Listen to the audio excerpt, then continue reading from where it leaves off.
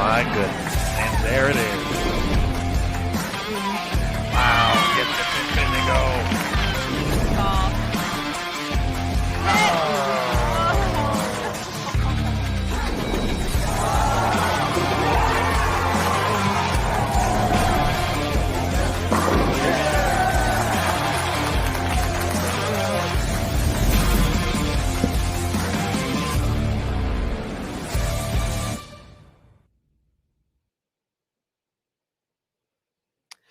Hello again, everybody, and welcome back to Bowl TV for continued coverage of the PWBA Greater Nashville Open.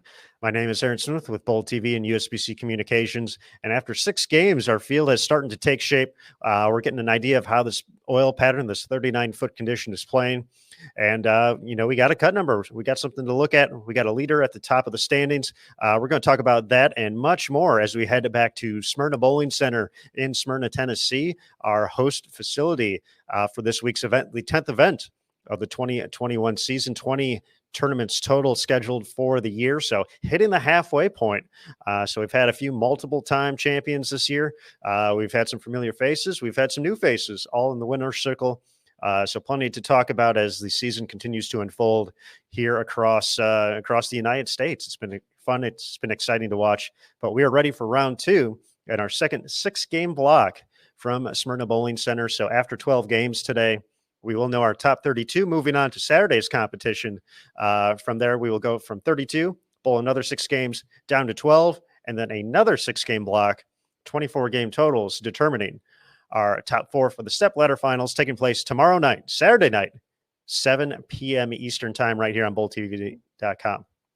We'll be joined momentarily by Curtis Von Kruger and Emil Williams Jr. as well. But for right now, warm-up is wrapping up, so let's head out to the lanes and take a look as players get ready for this next round, this next 6-game block from just outside of Nashville. To prevent any distractions to the athletes. This week, the field of play is in front of the seat area, and that belongs to our athletes and authorized personnel only. We ask that you do not enter the field of play for any reason. And due to PWBA safety precautions, our athletes have been advised to social distance as much as possible, and on-ramps at the end of competition might not be possible. Bowl TV is the exclusive live streaming home of the PWBA Tour, and we ask that you do not live stream or FaceTime from your personal device while in the building at any time. All right, athletes, your arrows are going to come up, and you'll get a full set of pins. Bowling fans, pick out your favorite athlete tonight and cheer her on.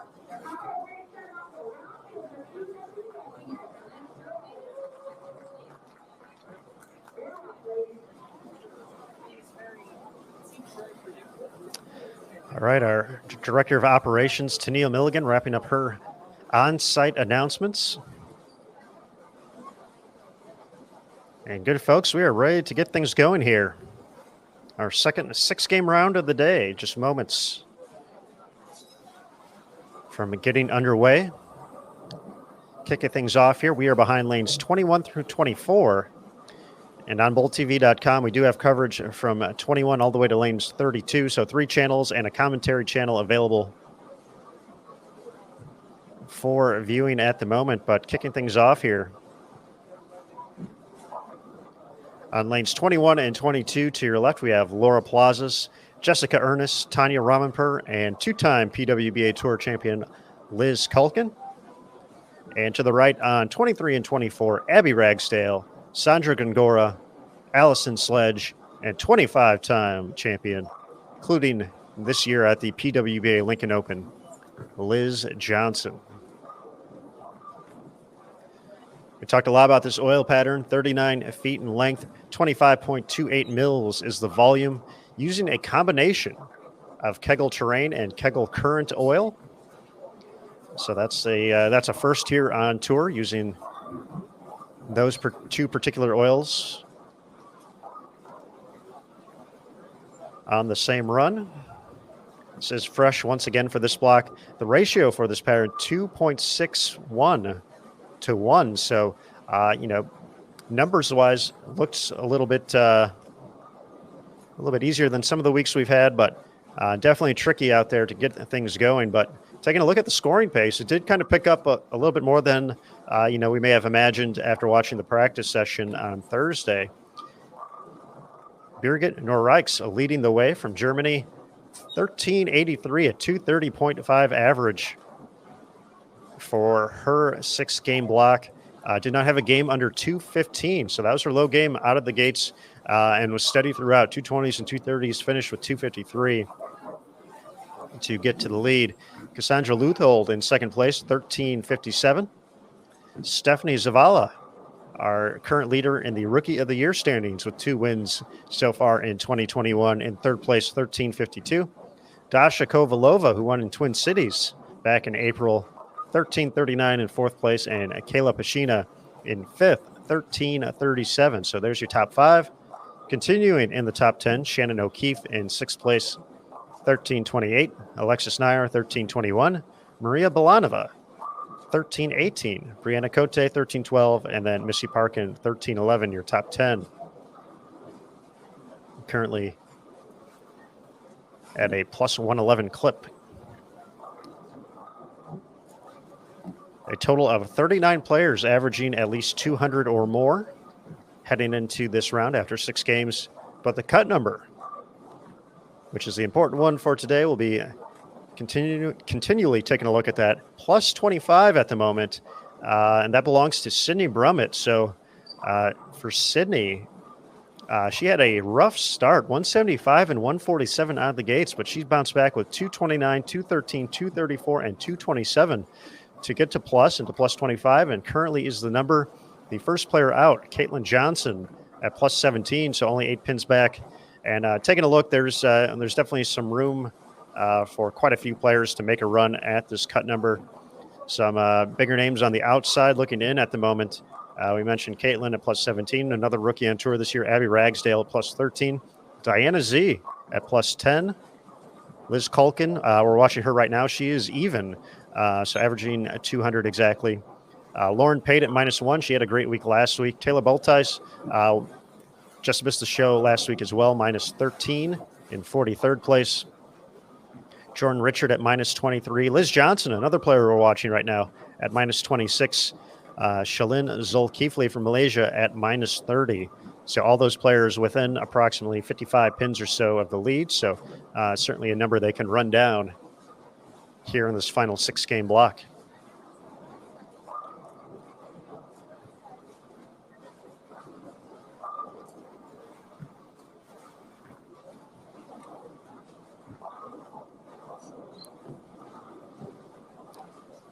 For those of you watching on BoldTV.com, curious on the other channels and who's available at the moment on PWBA 2, Lauren Pate, Missy Parkin, Sabrina Divis, Brooke Roberts, Brianna Andrew, Emma Gray Stockery, Amanda Vermilia, and Aaron McCarthy, all available on that channel, lanes 25 through 28.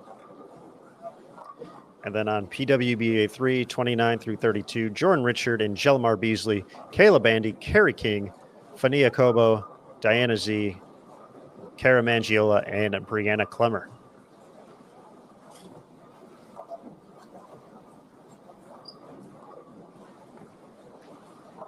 So again, a big thanks to everyone for joining us here on BoldTV.com, and a big hello to the folks tuned in on Facebook right now. We appreciate you stopping by here. We'll be live on Facebook for game number 1, but after that, you will have to head over to BoldTV.com to continue to watch. 3 subscription points available for this week's event. $8.95 to pick up an event ticket to watch live, $9.95 for a monthly recurring subscription, and $79.95 for an annual recurring subscription. Transaction fees do apply for all 3. You can pick those up BoldTV.com to watch throughout the course of competition. All right, folks, as we settle into game 1 here, we're going to have our a member of our Bold TV crew joining us. Looks like Curtis Von Kruger is going to be up first here with maybe a little bit of Emil Williams Jr. and his shoulder in the background, but we'll bring in Curtis first. There he is, folks. Mr. Von Kruger, how you doing? Can you hear me? Can you hear me? I can hear you. There we go. We're in business. Hey, how you doing, Aaron? Good to see you. Good to see you too, Curtis. So just wanted to give a little update. It looks like a lot of the bowlers are going to start in or move in a lot earlier. One of the things that I consistently got from the players is that they tried to keep things right too long, and they ended up missing the transition. So you had a lot of 220s, and then those $170s, $160s hitting them around that third game. So their strategy is to get a clean ball and move left earlier to try to stay on top of that transition so they can keep things in the pocket and open up their angles earlier. They tried to keep them closed down last block, but it looks like the strategy now will be to open things up and try to wheel it a little bit more here earlier in the block. And for some of the folks that we talked to who had success out there, Birgit, who was the overall leader, said she really didn't, she started in and really didn't have to move much. It was just more or less just making ball changes depending on what part of the house she was in. So we talked about the center having certain characteristics depending on what part of the house you're in. So she mentioned that, it was more or less just staying in the same spot and maintaining ball changes, though, and being on top of those moves. And you talked to Cassandra Luthold as well, who's in second place. We're going to have an interview with her available on our social media channels in just a little bit as well. But, she talked about that arsenal progression as well on her way to an excellent opening round. Yeah, absolutely. And she was even Cassie had a little bit of problems hitting that transition, but then kind of got things together and figured out the move in and shot lights out for the last few games. She came in with a good strategy, had some surface alterations that she made after the block to kind of get her through the mids a little bit better. But the strategy definitely has shifted as players got a better idea of how the pattern was going to blend out and how players were going to play things, games 2, 3, and 4. All right, Curtis, thank you for the report, good sir. Always enjoy the things to look out for during these blocks, so we appreciate it as always, and we'll be talking to you soon, of course. Absolutely. Thanks, Aaron. All right, folks, we're going back to full screen here. Curtis Von Kruger hopping on in. We'll have Emil Williams Jr. join us in just a little bit.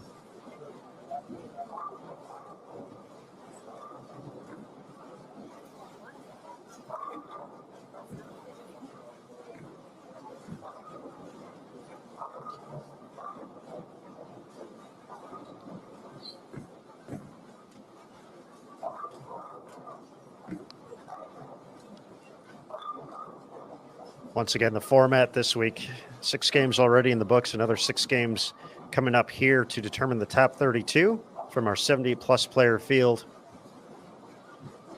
Tomorrow, 11 a.m. Eastern time, we'll have the round of 32 for 6 additional games to go from 32 players down to 12. At 3:30 p.m. Eastern, the final 6-game block to go from 12 down to the top 4 for the stepladder finals. And then the stepladder taking place 7 p.m. Eastern tomorrow night right here on BowlTV.com.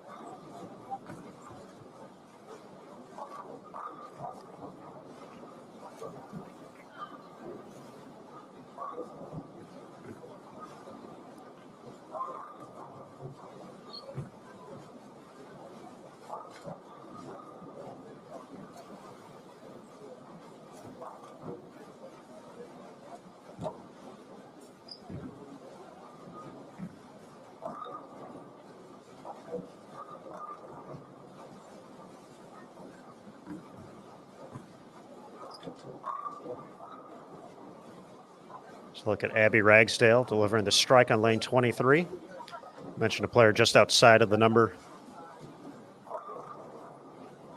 And for a majority of the players we're watching here in game one, they're kind of right around that number on the outside looking in, trying to get some momentum going here early in round number 2. Sandra Gongora just outside the top 10, however. She delivers her second strike of game 1. But an individual who's always on top of his game. Let's welcome in the one and only Emil Williams Jr. to the broadcast. EWJ, welcome back. Hello, good sir. How are you? I'm doing well. How are you? I'm all right now. I'm not gonna lie, I need to find a little bit of a boost at some point, probably in the next 2 games. Just need to find a little boost, and that ought to get me right on through the remainder of this evening. It might be in my bag. I think that boost I'm referring to. Bought some, those Crystal Light type packets that you put in your water bottle. Mm-hmm. I saw something in Aldi that was caffeine, basically. I said, oh, I should get that. Maybe, give it a try at an event. That's the best place to try it, especially round 2. And the problem is now that, the box kind of opened, and I have a bag, Aaron, as you know, that once you get to, it's like a never-ending situation at the bottom of my bag. I could put like 100 items in it and never find one. And so they're somewhere in the bag. Now I've got to find them.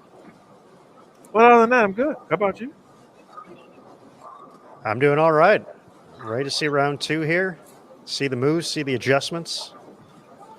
As we get down to our top 32, we've already seen a move in from Liz Culkin, who was actually trying something a little bit farther to the outside portion of the lane, but moved in on that last shot and collected her first strike here. Liz Johnson outside the number right now. There is one thing I wanted to add on to what Curtis said in his early report.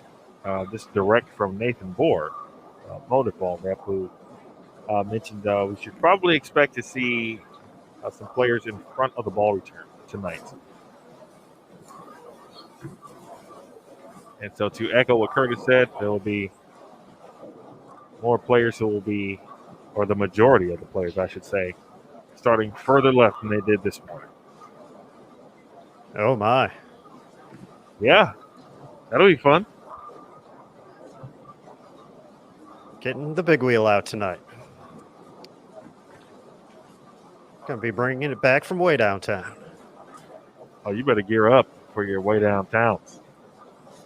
There'll be plenty of opportunity for you. We go from last week playing the gutter, bouncing it off 1, 2, 3. Now we're moving left, getting deep.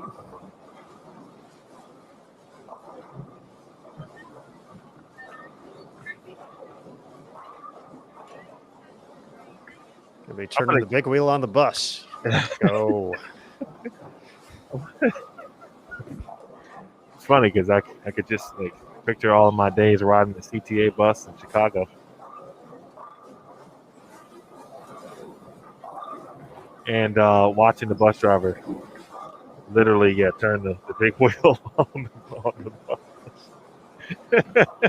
That's 100% what I was picturing as well.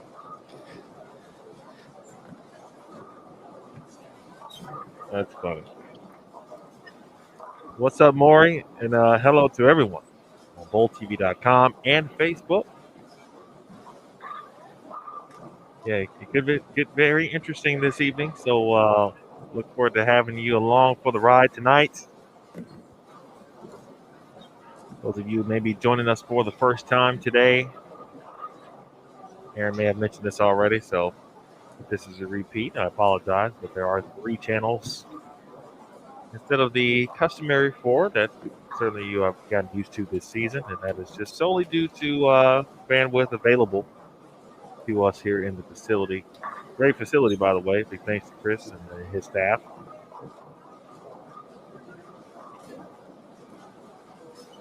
And as thought, Aaron, as I mentioned earlier, thought the fans, or there would be more fans to begin to show up this evening, and that is certainly the case.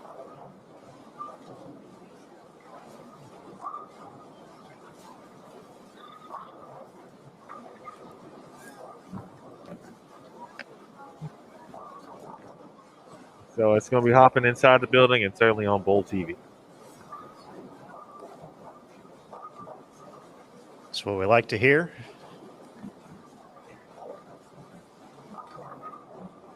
Third event of the season with fans here on tour. Aaron, I know you went through some of the standings. At what point did you stop? I heard Sydney. Obviously, that's the cut number. I know you mentioned Birgett. I ran down the top 10. Okay. Mentioned the cut number. All and right. then some players outside of the cuts. Okay. So that's what I've tackled so far. All right. Well, it could be very interesting. Just looking at that, what is this? That 22 to 32 area. A lot of interesting numbers and players there. We saw a couple of players have some, I won't call them rough games, but some low games. And I think they were accentuated because several players also finished round one in big time fashion. Like Birgett, for example, Stephanie Zavala shot 247. One player I'd like to highlight there was Jada Horn, who shot 244, 268 the last 2 games. To get to plus 83. And well, she is someone to watch. In fact, right now she is the highest non-member standings after one round.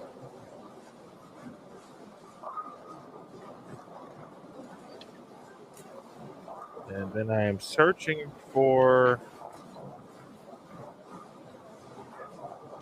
Jen Holkerson. She should be around plus 100 or so. That is, and that's the other player I wanted to talk about, Jen Holkersack, 15th at plus 102. Having just a very good round one, obviously. And the interesting thing about her round, Aaron, you mentioned this earlier, the number of 190 games. And then kind of sandwiched in with 277 and 257 to end the block. So really, without seeing, full printouts of their first couple of games for Jen, you have to imagine that, pretty clean for the most part. Able to pop 277, then 193, and then finish with 250. That's pretty good, especially on this pattern. Took advantage of her opportunities. Got to do it when you can.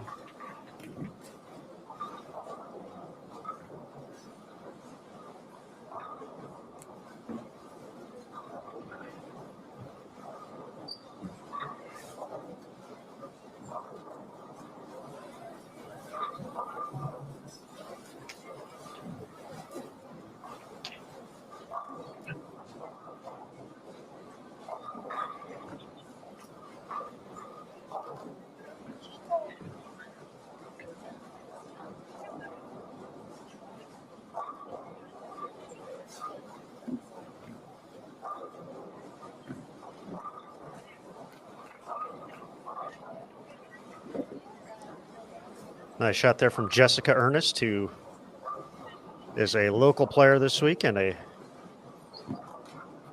former collegiate standout at nearby Vanderbilt University, where her sister Josie first competed and now serves as the associate head coach for the Commodores. Jessica spent some time on Junior Team USA as well. Wasn't she part of a gold medal winning team at a world championship? Or I believe that is correct. In fact, there's a photo of that up at the International Training and Research Center. yeah, that's what I thought. Where it was a sweep of the boys and the girls team for that particular year.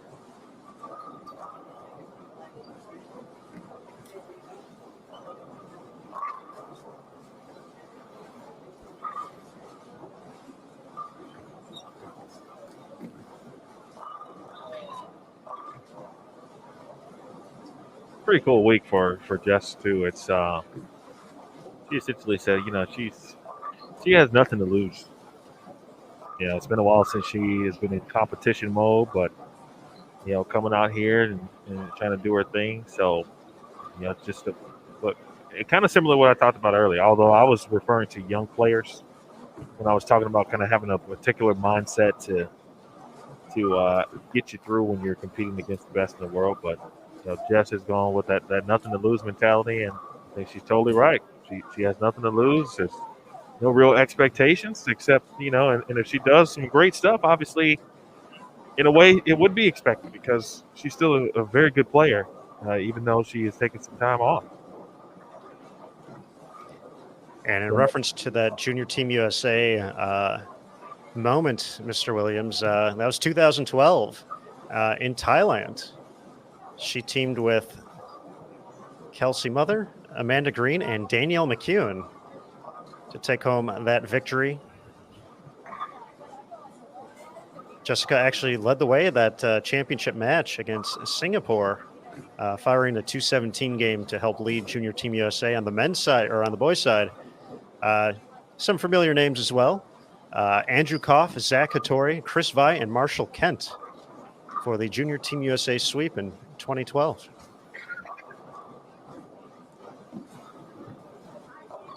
Well, that seems like so long ago. Well, I mean, it was like 9 years ago. Probably because of this. I mean, back then, you and I were both young men in our 20s, staying up all hours of the evening, not going, after throwing the first bowling ball of the day. No need for tape and other accessories to not be sore. That's probably true. But yeah, no tape needed. Or at least like wrist tape. Probably didn't even have to stretch. Could just walk in 5 minutes before warm-up started. Make sure the tape is good. Shoes are on. I did have shoes then.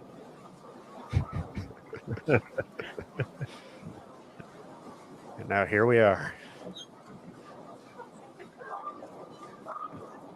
Probably we're staying up at the same time, working the Open and Women's Championships respectively.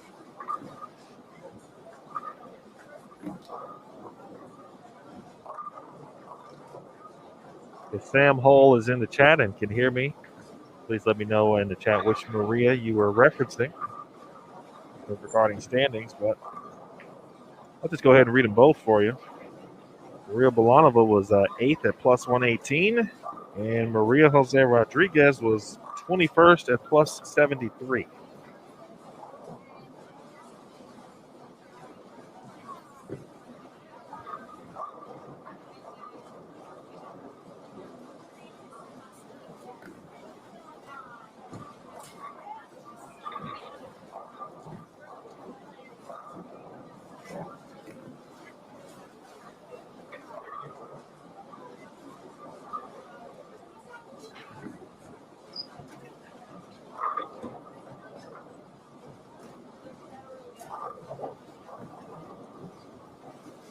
An interesting rise of good games from Sandra Gongora, too. Will potentially continue here, Aaron, if she can, at worst, mark in the 10th frame, but certainly put up a double.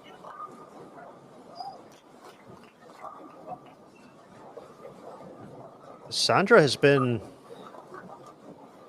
creeping on the come up. That's a good way of putting it. Yeah, absolutely. It's and hate that's saying that after that after we lead up to that, but yes, she has been making some top 12s here, getting in the mix for some runs at stepladder finals, and I feel really on the verge of a breakout week here very soon.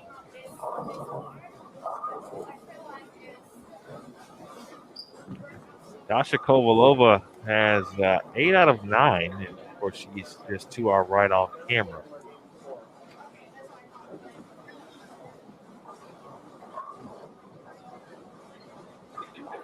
And now she left the 4-pin. She can get it to the 240s. That is Dasha Kovalova.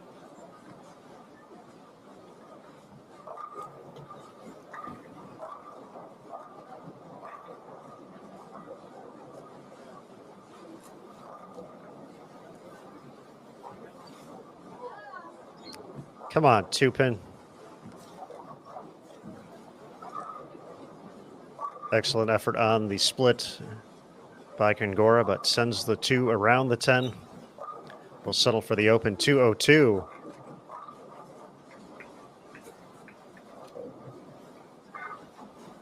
For game number 1, but once again, we mentioned she was just outside the top 10, so already off to a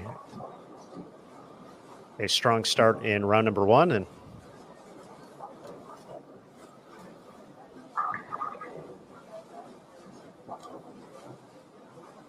certainly did not hurt herself too much here with 2-0 in game 1 of block 2.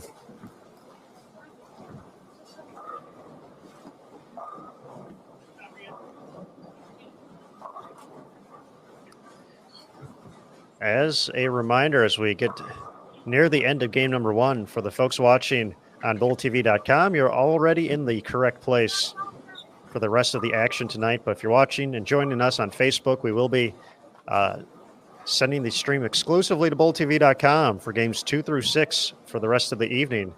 So be sure to head on over, get your subscription, not only for tonight, but that'll cover for the rest of the event, or potentially the month of the year, depending on which way you want to go. We have an event ticket to watch the live action, $8.95. A monthly recurring subscription for $9.95, so just $1 more to start. And then an annual subscription, the best way to support the PWBA Tour,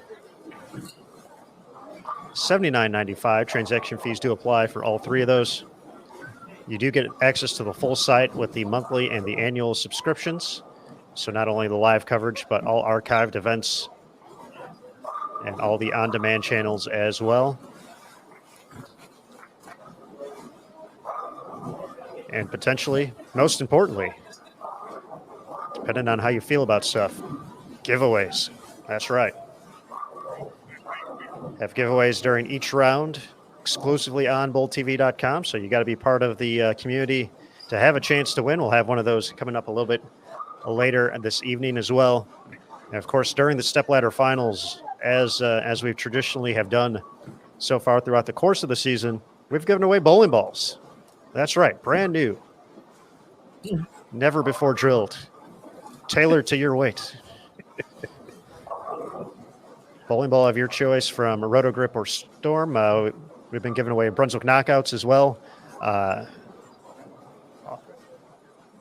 All part of being here on BullTV.com. So be on the lookout for those.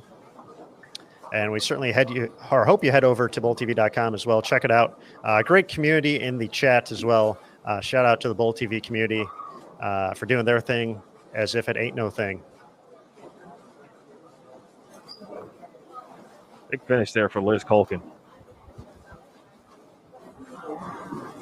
180 and at some point now the chat had gone through a couple of bowling balls. Meanwhile, Tanya Raumenter. That gets her to 245. and its improvement, or will improve, excuse me, on the plus 48 she began the day with. In fact, her last 2 games, 256, now 245.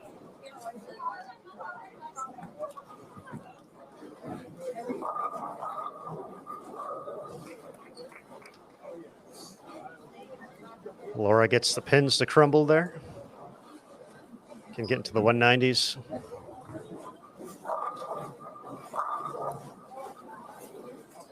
$225 for Liz. That gets her pretty close to even, I believe. -1 now for the 25-time titleist.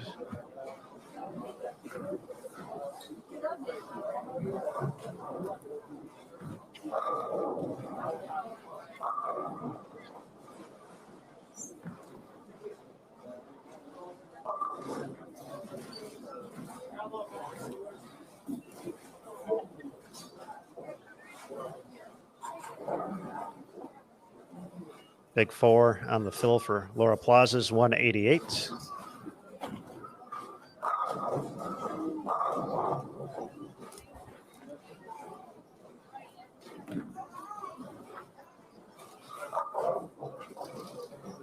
And Jessica Ernest is going to finish things up here, 156. All right, folks, as we prepare for game number 2, once again, if you're watching on BowlTV.com, we're going to take just a quick break. For the folks watching on Facebook, we hope you head on over to BowlTV.com, check it out, join the fun and the excitement for the rest of the week, as the feed will be going exclusively to that site for the rest of the night. BowlTV.com, the place to be. All right, folks, we'll be right back. PWBA Greater Nashville Open, Round 2, Game 2, coming up next here on BowlTV.com.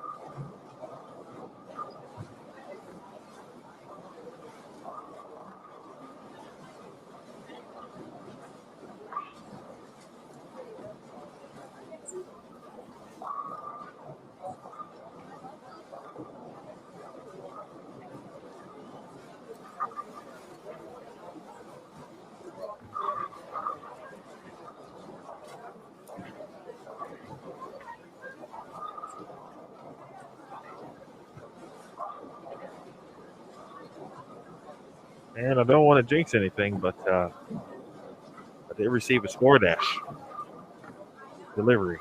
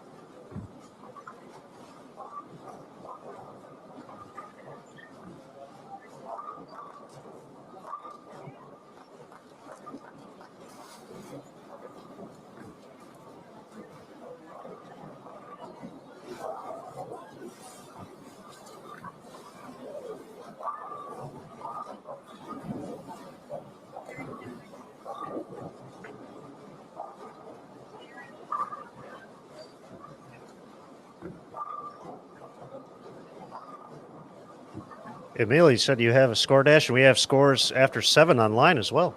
Well, there you go. All is right in the world, almost. All is right in the world.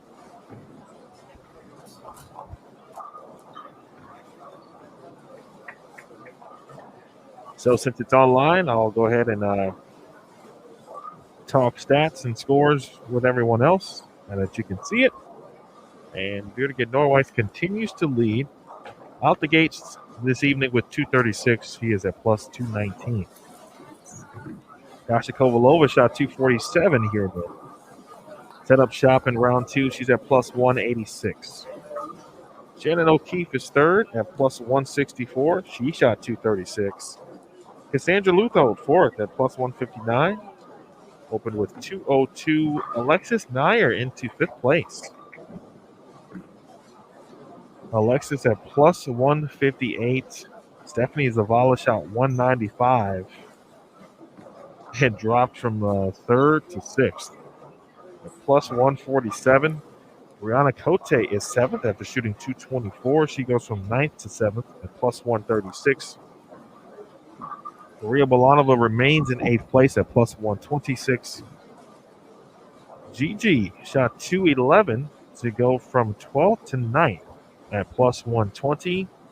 And Sandra Gongora moves up one spot after shooting 202. She's at plus 112. Kayla Pashina shot 172, and she's the last member to fall out of the top 10 and really the top 5. She's now 11th at plus 109. Other top-level finishers at the moment after 7. Valerie Bercier is 12th at plus 99. Brianna Clemmer is 13th at plus 97.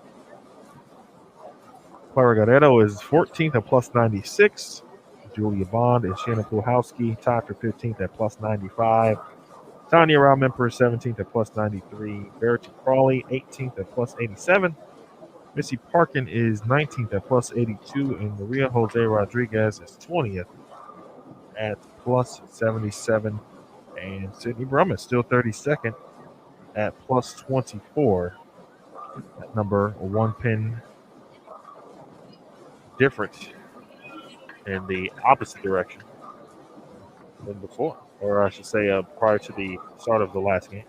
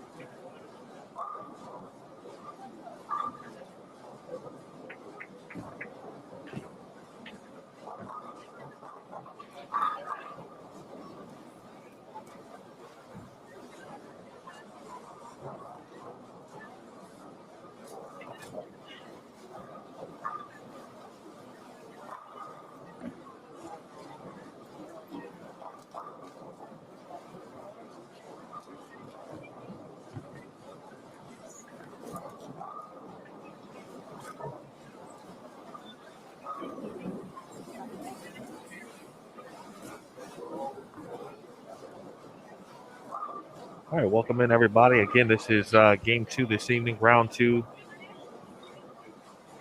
Appreciate y'all. As always, Emil Williams Jr., Aaron Smith. Smyrna Bowling Center, Smyrna, Tennessee, just outside of Nashville.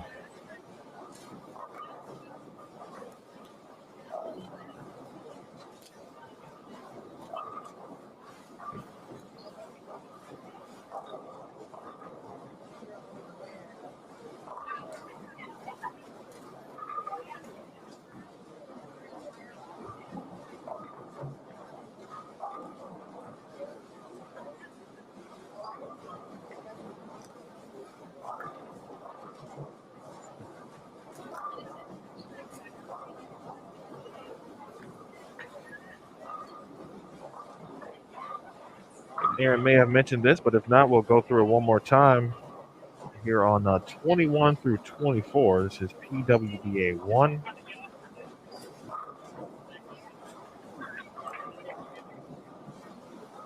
Alexis Nair, Josie Barnes, Pamela Alvarez, and Mari Gallegos. Mari Gallegos from, she didn't used to live in Chicago and now living in the area here nearby in the Nashville area.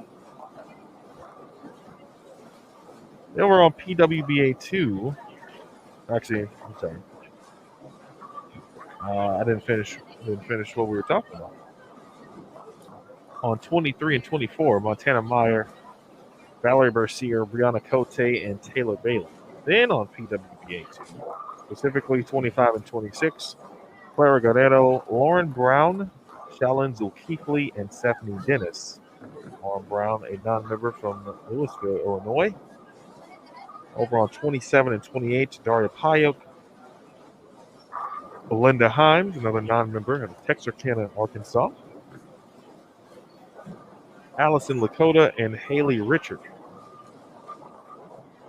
And PWBA 3, 29 and 30, Laura Plazas, Liz Culkin, Jessica Ernest, and Tanya Raumemker. And on 31 and 32, Liz Johnson, Abby Ragsdale, Allison Sledge, non-member from Memphis, Tennessee, by way of Alabama State, and Sandra Gongora.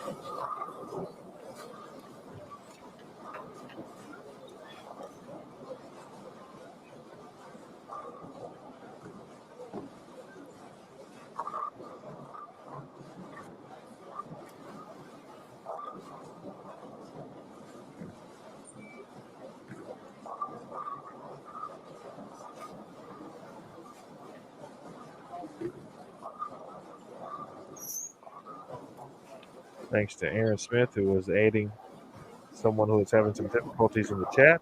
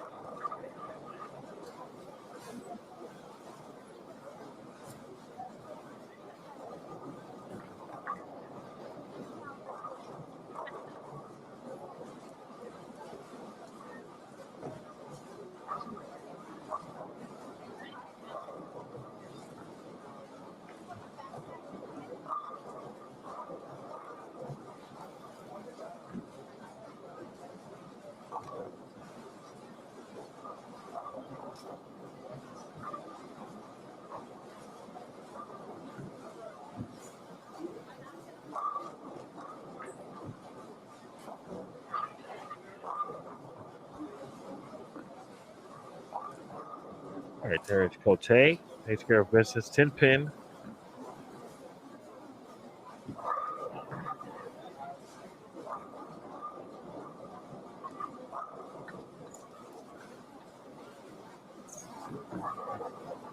Again, after 7, your get still your leader at plus 219. She has not shot a game under 215. That's her low game of the day. Speaking of your gets.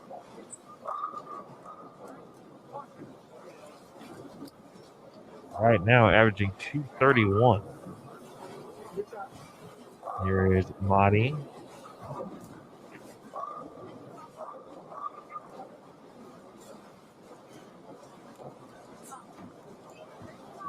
Solid three-bagger there for Monty. As you see Alexis Nair working on the double and looking to make it the triple as well. Josie Barnes started with a three-bagger. And now looking for her third consecutive spare. If you're just joining us, we talked to Curtis Von Kruger, and he mentioned a lot of the players felt that they started a little too far right, or at least stayed there too long in round number one. Expect players to start further left. Talked to Nathan Gore, who also said that we should expect to see some players in front of the ball return later in this block. So we'll keep our eyes for that.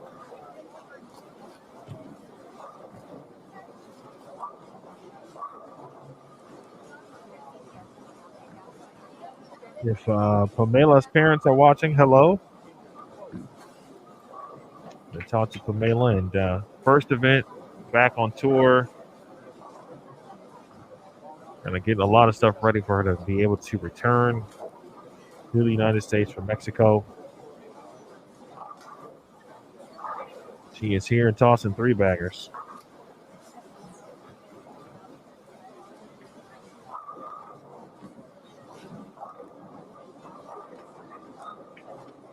And right now, Pamela tied for 23rd at plus 70. And right now, I'm making the most of her opportunity.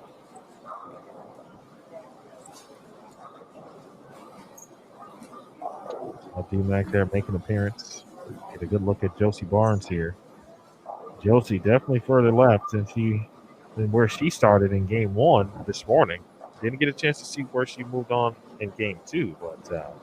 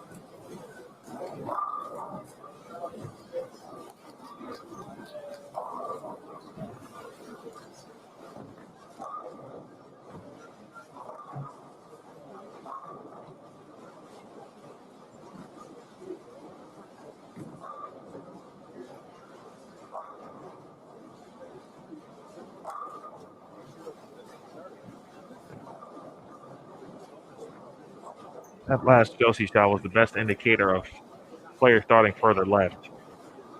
And she was about 13, 14 to about 6, 7-ish this morning on the fresh.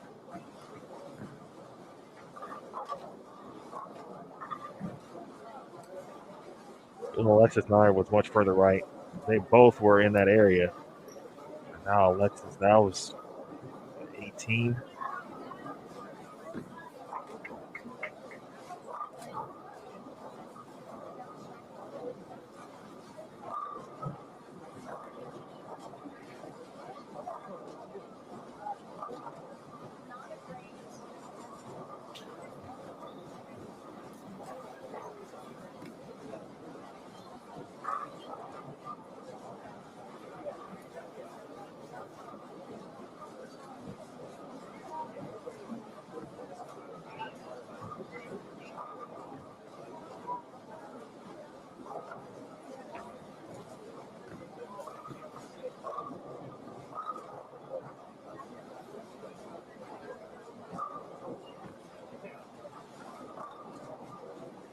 Shot there from Montana Meyer. And the Bob Learn mentioned it this morning and talked about it. That continual influx of collegiate bowling continuing to show up and show out, if you will. Montana entering her senior year at Arkansas State out of Imperial, Missouri. It's a Fox High School, Imperial.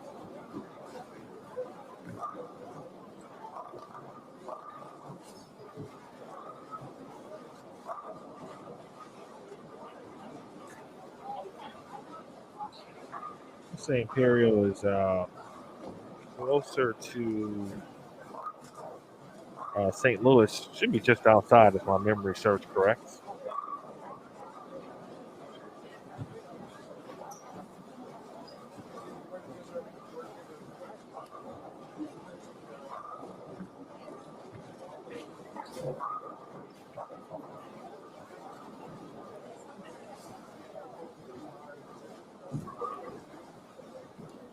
I look at the top 5 in the standings, and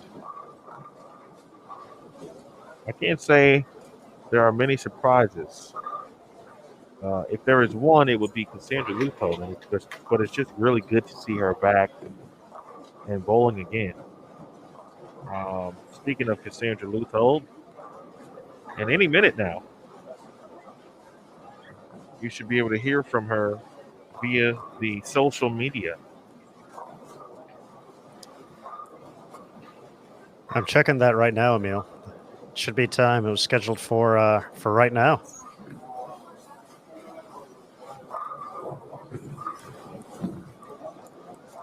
But without giving it away, she talked about her process and what she's been working on. She had a very serious back injury 2 years ago, and it's been a very grueling, certainly recovery and rehabilitation, not only to get back to bowling, but just for her to walk. So to see her back out here doing her thing is fantastic. If her name sounds familiar, collegiate standout previously at the University of Nebraska-Lincoln, of course. And when she has been on tour, in the events that she does both, she always makes an impact.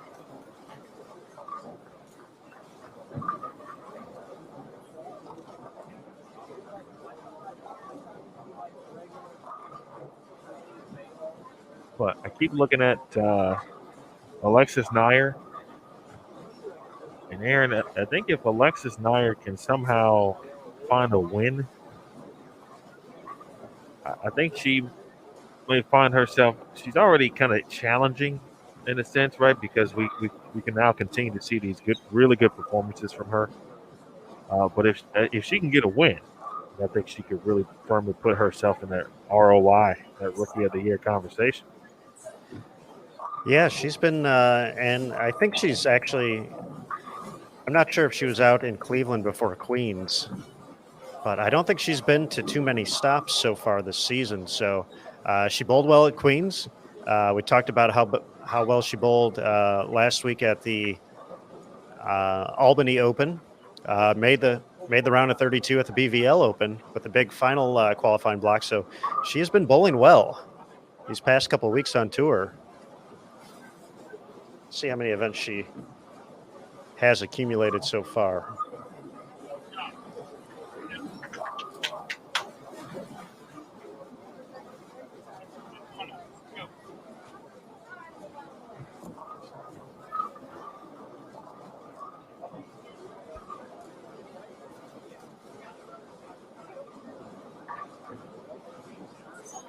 So she's bowled at 5 events so far this season.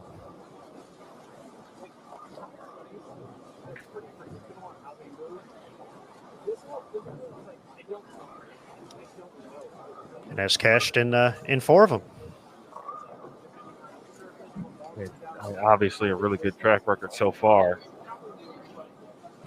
And again, it didn't take, I don't think it took people long to kind of understand.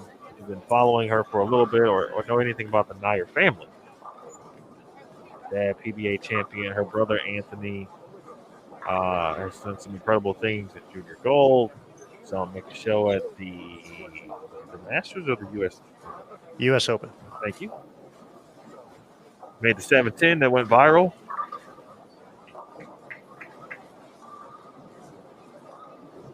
But for me, it was the U.S. Women's Open in 2019. She made a very, very good run and nearly made match play. Of course, the other player I'm looking at, top 5, is Shannon O'Keefe. Not because she is scoring well and doing, what Shannon does, but, we've been talking about the player of the year, and there are certainly, and they've earned it, like a Julia Bond, for example, earned that opportunity to kind of be in that lead chair, if you will. She's in the driver's seat, but in the passenger seat is Shannon O'Keefe. And until she's not the player of the year, she's the player of the year. And so you'd have to expect Shannon to win at least once. Or, I'm sorry, again, I should say. And if that happens there, and I think it's already a neck-and-neck race, and we're about halfway through. It could be as just a full-on fight to the finish between those two players, and maybe get a couple people to sneak in there. Obviously, Missy Parkin, Liz Johnson, Dasha Kovalova, Lindsey Boomershine, D-Mac.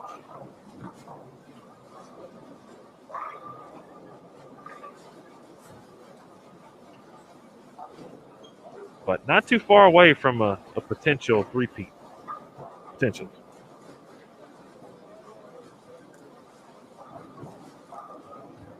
I know we've got plenty of games left to be bowled and events certainly to contest.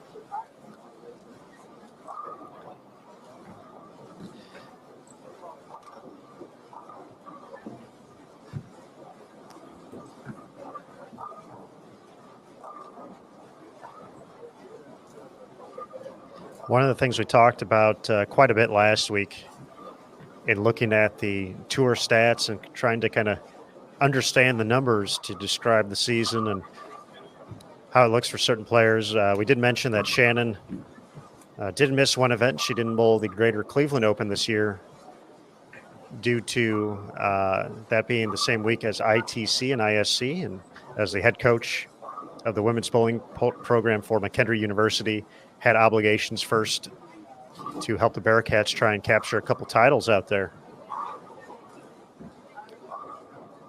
But the number that's been the most impressive so far for Shannon this year is that she is 100%, 8 for 8, in either advancing to the round of 12 in events like this, standard event on the PWBA Tour. She's made every match play round at the Kickoff Classic Series, as well as the Queens. So right now she's the only player to really do that so far, who's shown that type of consistency. And yeah, we talked about it. She's made 2 championship round appearances so far, first place, and then obviously second place last week at the Albany Open in that great matchup against Kelly Kulik. But she's putting herself in the mix each and every week.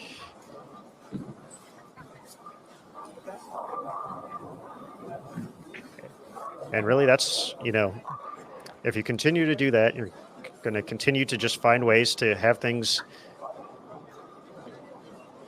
or good things happen for you.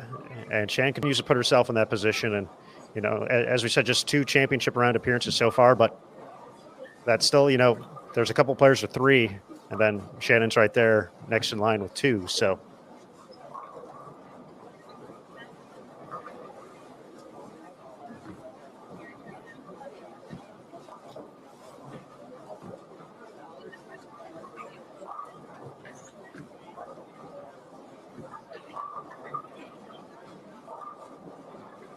that's a quality game there from Josie Barnes. Clean 212.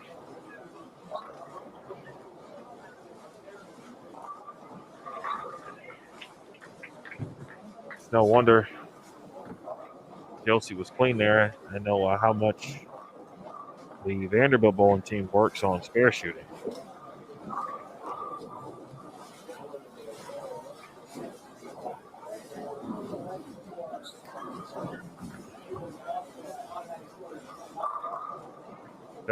Oh. No love on the The 10-pin messenger almost happened, though.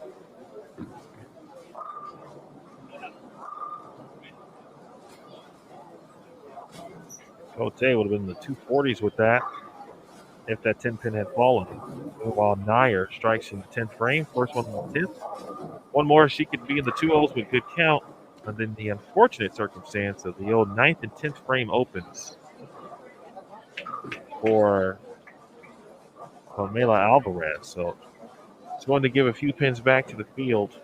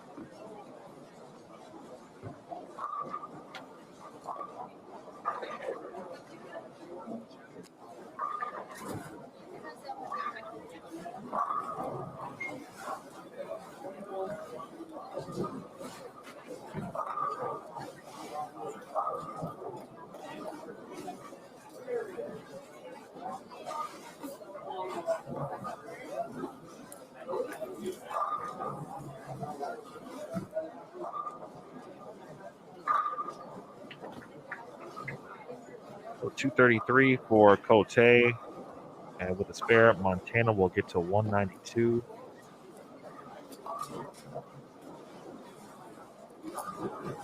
Terry potentially starting to be a bit troublesome.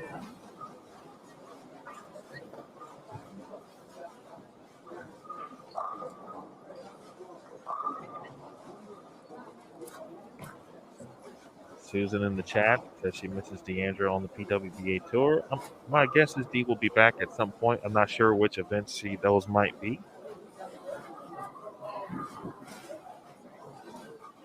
I will say one of the things that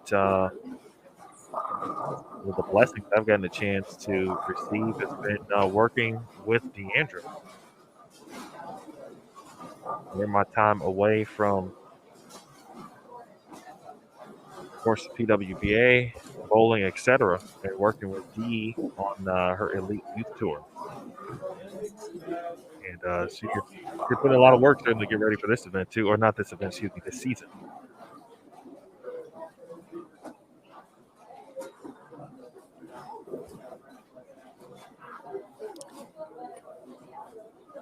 I saw you on their social media channel, Mr. Williams, showcasing the team members. I'm on the team. Proud to be on the team, too. Saw my guy, James Jimmy Krauser, up there a couple days ago as well.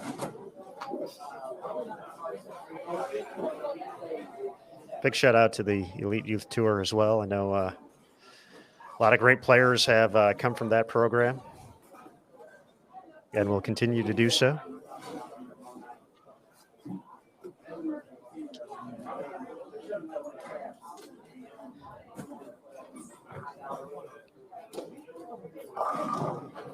We got the snack bar. We got the Nissans up on the scoreboards, which means it's time to prepare for game at number 3, folks. But with this opportunity, we do have a lot of great sponsors on the PWBA Tour we'd like to recognize throughout the course of competition at each and every event and each and every year. They support the PWBA Tour. BowlerX.com, one of those fantastic organizations that supports the PWBA. And at BowlerX.com, you can shop the biggest brands in bowling with the largest selection, the best price, and free shipping on every order. Remember, when you shop at BowlerX, you are supporting bowling. BowlerX proudly gives back to bowlers through tournament sponsorships, bowling causes, professional athletes, youth bowling, and more. BowlerX.com for the love of bowling.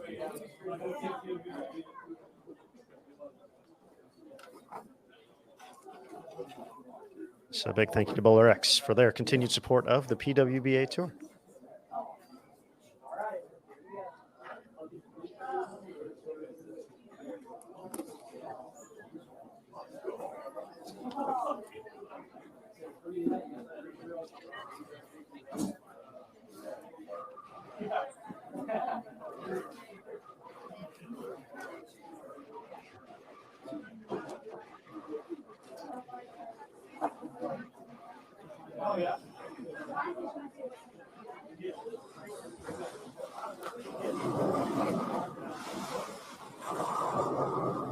Specifically for Richard Jones, who accessed at the top of the broadcast, and I think earlier as well.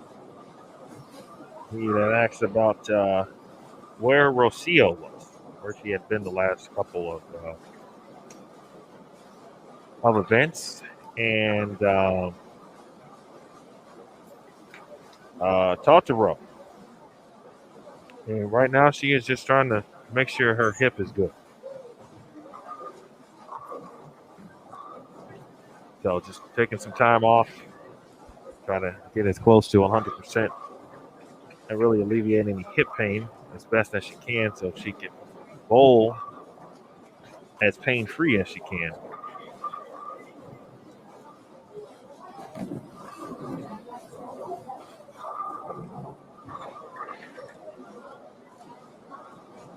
So that's where she is and what she's doing. I know she's been watching. So get well, Ro.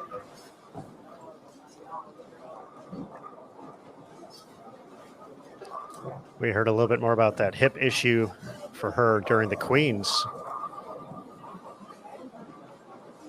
We'll put on a pretty awesome performance there, qualifying second overall and then making a pretty nice run through the bracket as well.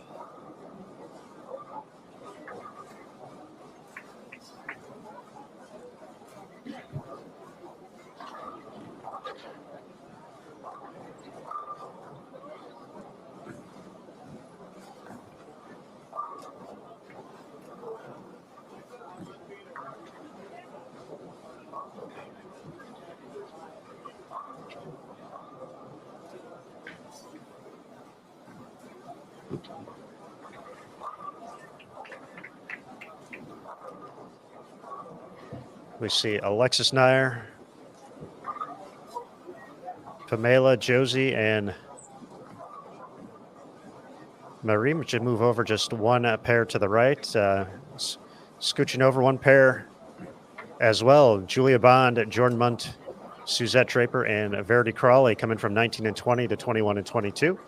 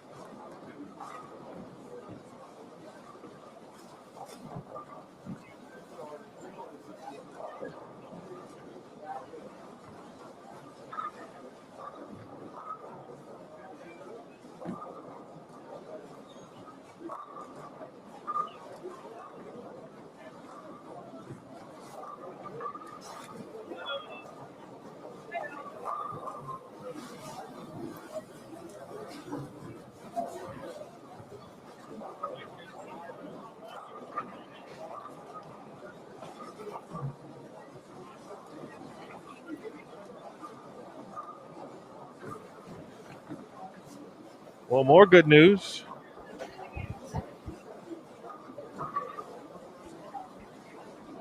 Should have scores pretty soon.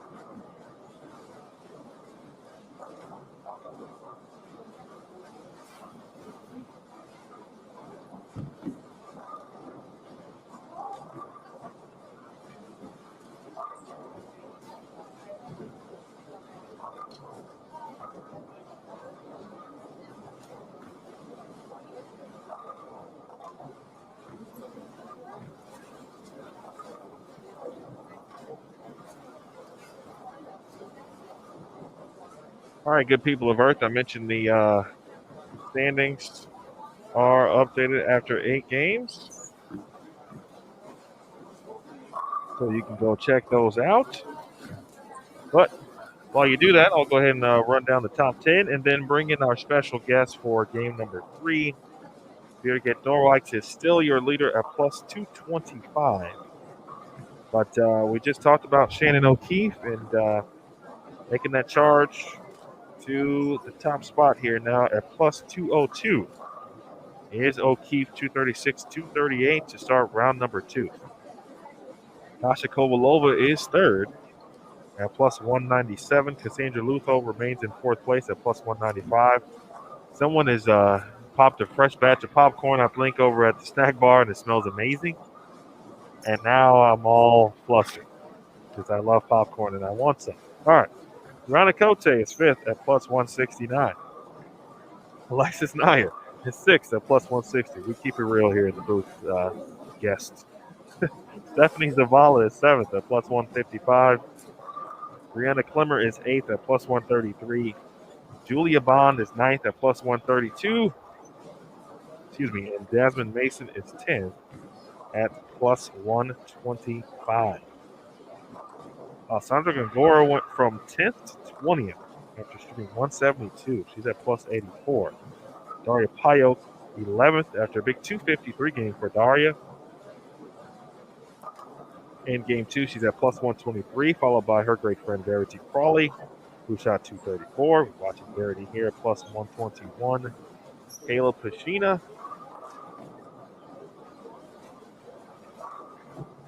13th at plus 115. Maria Bolanova, 14th at plus 113. Clara Guerrero is 15th at plus 112. Missy Parkin is 16th at plus 98. Cut number right now, plus 20. It is plus 20, and that spot belongs to Taylor Bailey. And since the start of this round, the cut number has dropped. Sydney Brummett, by the way, has moved on up at least one spot. She's at plus 21. Courtney Ermish is 33rd at plus 18. Diana Zavyalova, 34th at plus 15. Lauren Pate is 35th at plus 12.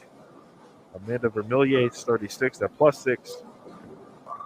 Abby Ragsdale, is 37th at plus 5. And Liz Johnson, who was minus 26 after round 1, now is plus 1 after going 225, 202 to start round number 2. For eyes, of course, on Liz Johnson. And now, without further ado, let us introduce our guest for game number 3. She is very busy, and so we'll make sure we use her time wisely here. Please welcome the PWBA Director of Operations. This is Neil Milligan. Hi. Daniel, how are you? Busy girl is an understatement. I would say so. I know it's been a bit of an eventful morning, if you will. It has been eventful. It's been great. It's made the day go fast. The ladies are bowling. That's all we can ask for. Wanted to get a few thoughts from you. One, obviously this is the third event we've had fans at a PWBA event. So for you, what was it like as the director without having fans and never really experiencing that so to speak, and then going through that and now being able to allow fans and seeing kind of the joy on the fans' faces of being able to return? So those first few weeks were very lonely. Very lonely, very quiet. It was actually a little bit refreshing, one, because we were back to bowling. So that kept us busy. We needed to see what was happening, just what was going to happen in the world of getting back on the lanes. So that's kind of how it was. And then about the third week in, again, like I said, it was very lonely. It was quiet. It was so quiet in here that when there was no bowling, it was very morgue-like. So, again, lonely. when fans came back, our first event back was with fans was in Albany. No, excuse me, Long Island. We were on the island, and I cried. I cried happy tears to see people and have people say thanks for allowing us back. And then at the same time, pulling duties, crowd control, Right. because they're eager to want to grab those autographs. They're eager to want to take photos, and we want them to do that. But at the same time, for PWBA, we want to make everyone safe and feel secure. And it worked. People were respectful. The ladies were professionals that they are. Some passed along just because they needed to get their business done, and others, they love their selfies. So I am happy every week to have these fans back and just to see the faces and to hear the applause, the oohs and the ahs. And again, little boys, little girls' faces. When Shannon O'Keefe walks by, when Clara Guerrero walks by, Tanya Romanser walks by, and they say, I saw her on TV. That's what it's about, our young fans. Got a couple of hellos for you from Fran Deacon, Hi, Fran. Kim Power Defer, and let's see, James says hello. And a couple other people like Barbara says we can't wait to see a tour stop in person We can't wait to have you. as well. Obviously, it's just getting to this point in the season. It has to feel like a bit of a reward, not only with just the fans, but obviously with the kickoff classic going way back to January, just to get the season off. Especially at that point where there was still a lot of lockdowns and shutdowns across the country, of course. But you guys managed to put together an amazing week or 10 days or so, almost 2 weeks at the ITRC. So from that point to now, how much have you appreciated and maybe even gained more appreciation for what you do for the tour? Maybe you should ask my husband that question.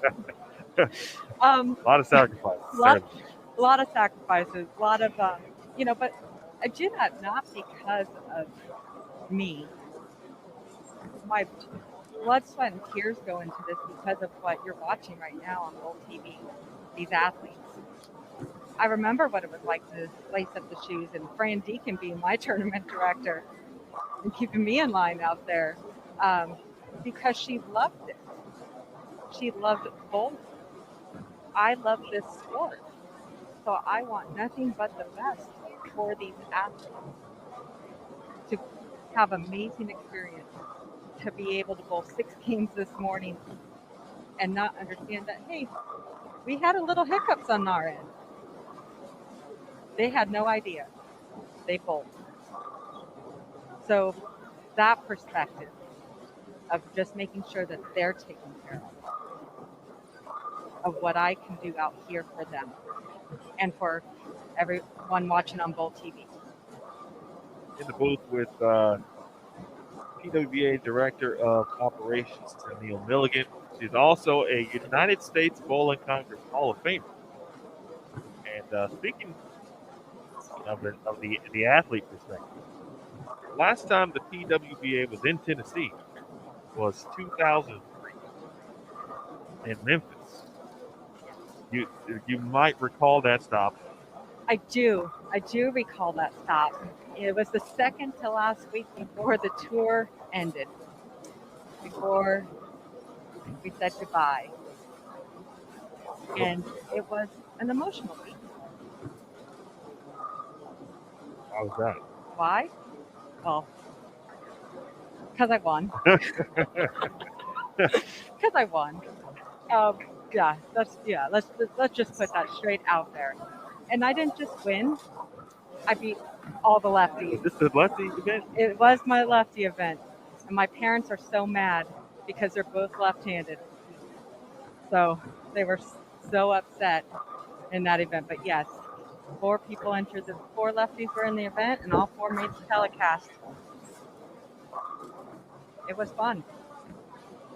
It was super fun. It was I think I threw 2 balls on each lane during our warm up, and I said, "Knock yourselves out." I left it alone. Uh, yeah, it was very unique, very unique. But it was super. It was kind of depressing for me too, knowing it was our second to last week. So a lot of different emotions. As I say, so at that point, you knew, or the players knew, that what was going to ultimately happen. Yes, Okay. yes.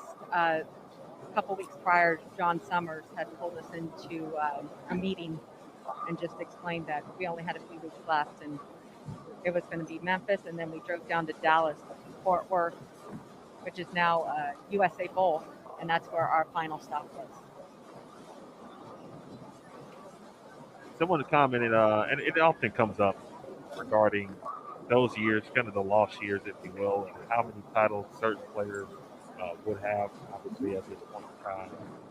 When you look at the tour now, in its most recent iteration, and looking at the players, the successes from 2015 until now, and especially with this year's rookie class, for example, how not only impressed are you with what you've seen from the players, but how impressed are you when you think about what still remains for this tour in the future?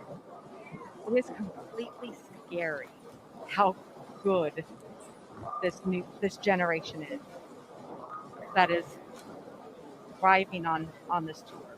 It how much time and effort they put in on and off the lane.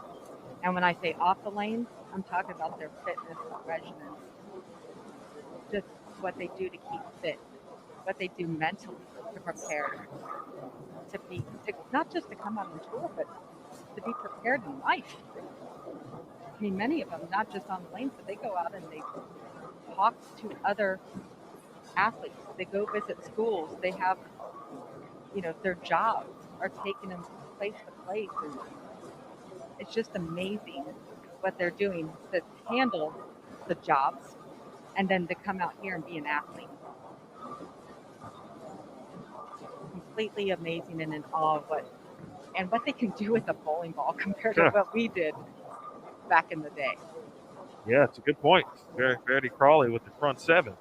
You see very many Verity Crawleys on tour. Just Tammy Turner. She's really good. She was all right.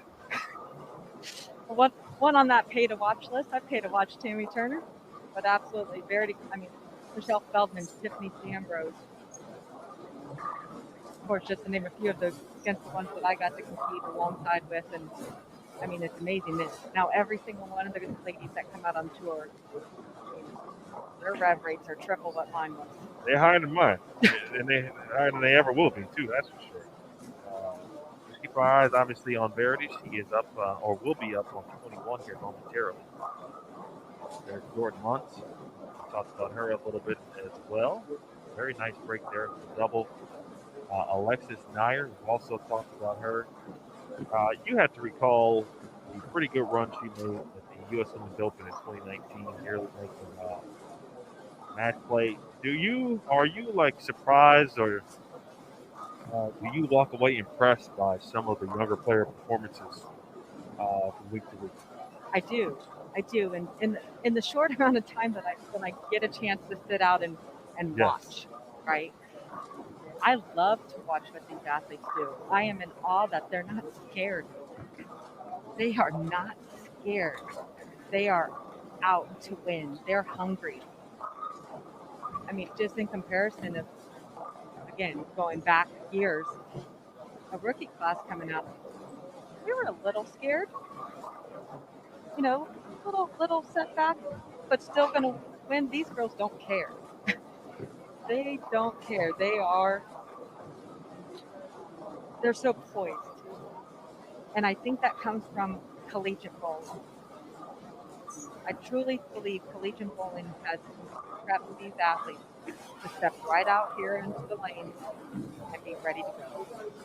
We had Bob Learn Jr. on this morning, and he referenced the same thing. Of course, Bob is a collegiate coach himself now, and so thoroughly understands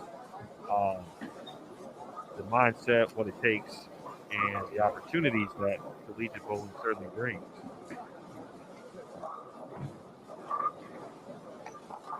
And, Bob has clearly traveled around the world. He's traveled now with collegiate bowling as coaching, and he's seen who's coming up. Even recruiting, the younger athletes coming through those youth ranks, going through the youth ladder, and just being able to grab them at a younger age and teach them, where a lot of us didn't have as much opportunity to do that. But I don't think there was as much knowledge. The education wasn't out. Now, there's so much out there. You can go anywhere and get the right education, not just somebody saying, hey, do this. They're the right people. Speaking of education and young people, you've got a young person in your household who continues to grow and pretty soon won't look like a young person. She doesn't look like a young person. She's a monster. She'll be 12 next month, Miss Abigail. And she is taller than me, but that's not saying much. I am officially the third tallest in my household. And there's three of us. Got the dad gene.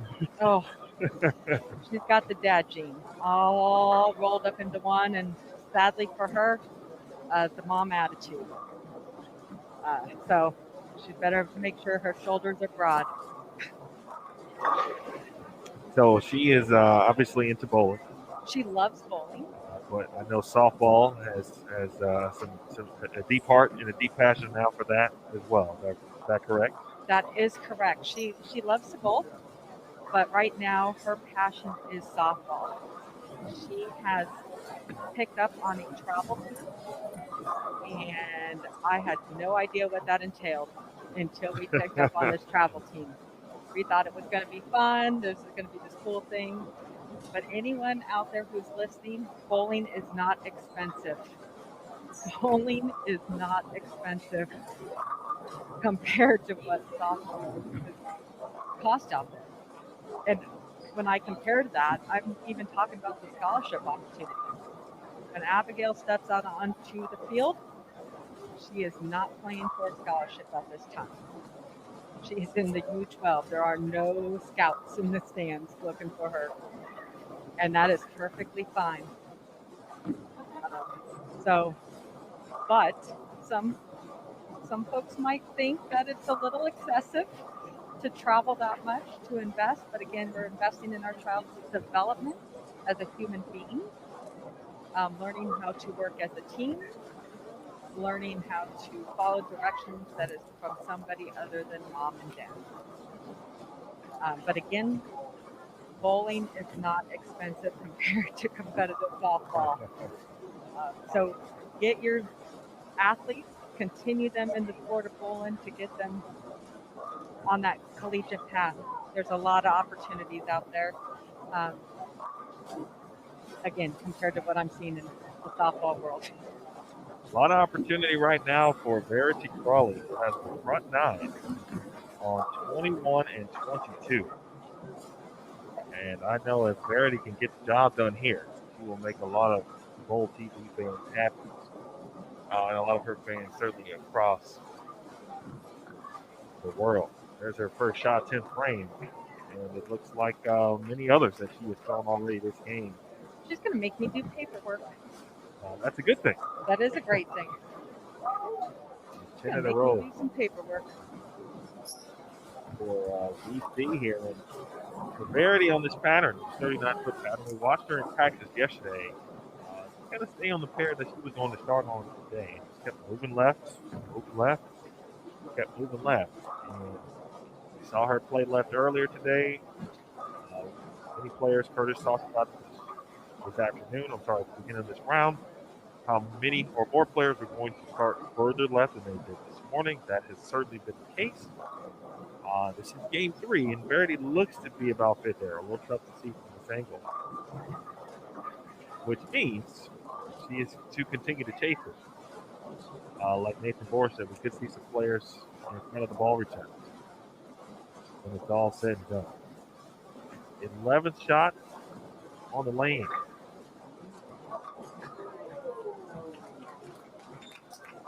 Up up there to the nose, but great run there for Verity.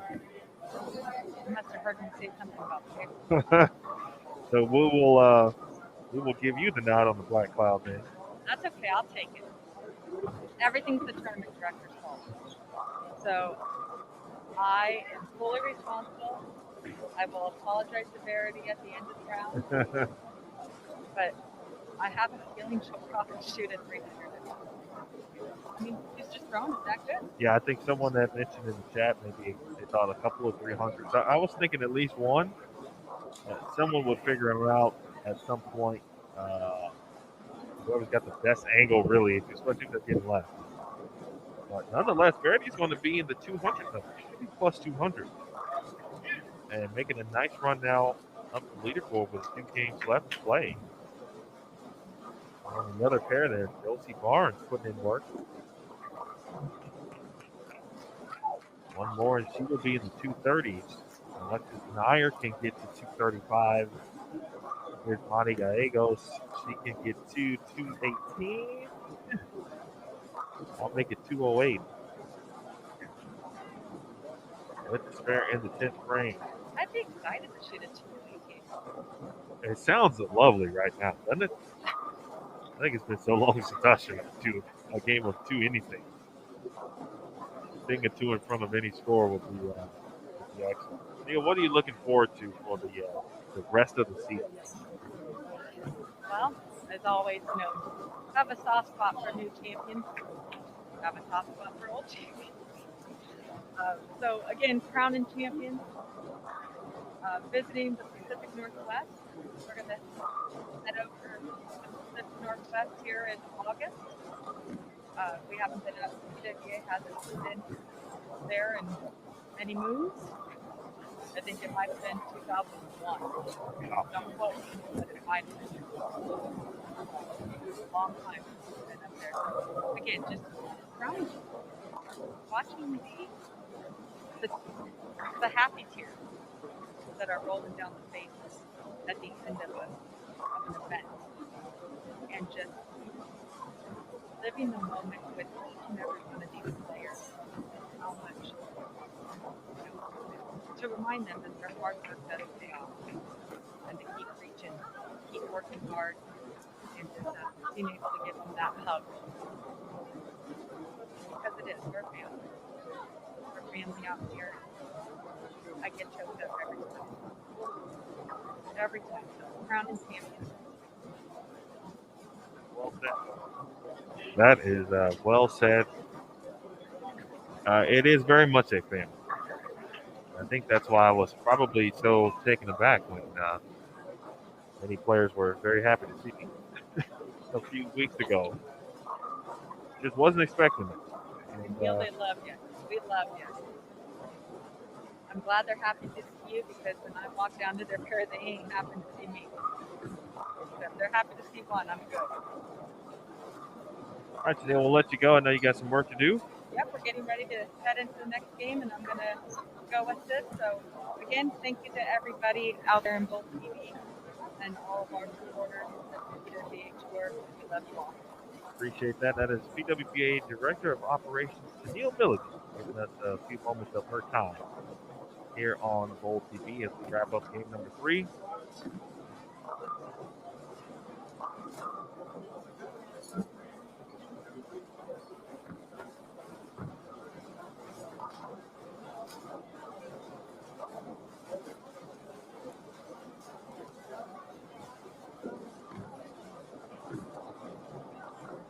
Just seeing your comments in the chat, and for some reason it got a bit lower. At least it seemed like towards the end of that interview.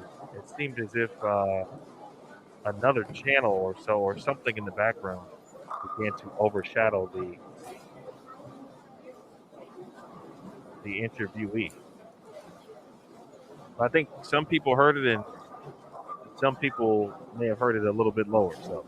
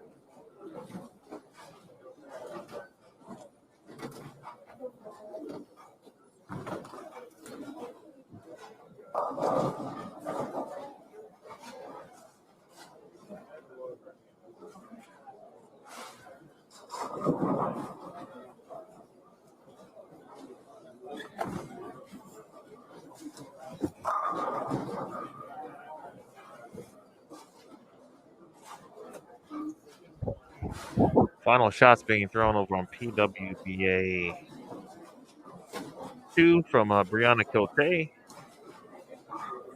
And then that will complete game 3 officially. Before we move on to game 4, as Cote trying to get to 202.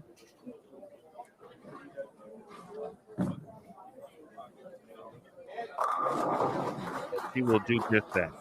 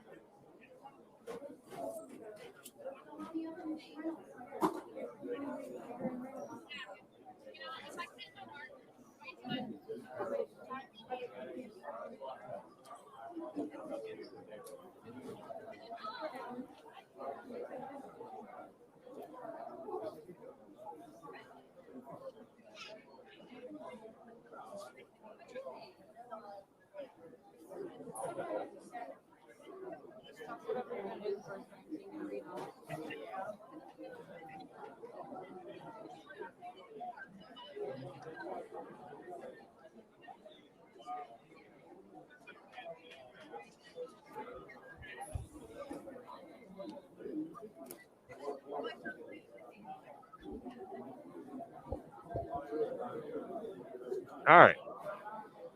Sorry about that. I had a question. Well, someone asked us a question before we went off the air this morning. and it was in need of or rallied around Clara Guerrero, who was wearing a wrist brace for the first time in 2 years. I remember talking to her about that in 2019 pretty extensively about why she had went away from it, but it's more of a tool to use this week. The opportunity to add a little more rotation as the ball comes off the hand, and she's having to play left this week, so they get the pin out just a touch more and hopefully increase the carry and do what she has to do to try to get to where she needs to get to, and that is, at this point, starting in the top 32.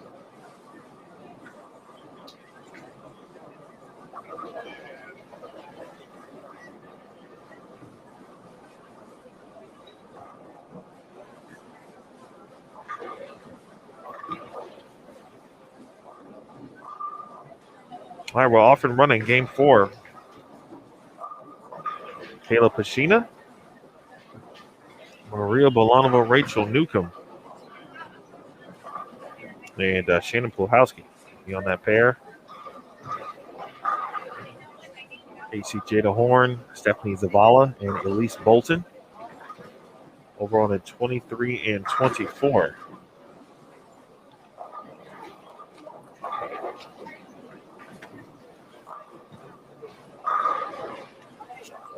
I just got a score dash delivery. And looks like the scores are updated after 9 games as well online. And obviously we mentioned Verity's 287 was going to get her into plus 200 numbers.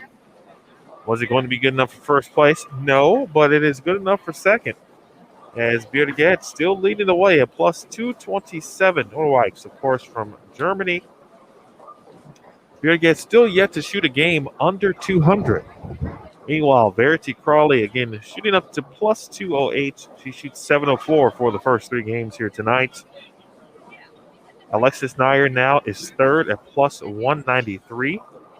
Nair, also a player who has yet to shoot a game under 200 in the tournament. Brianna Klemmer is fourth at plus 187.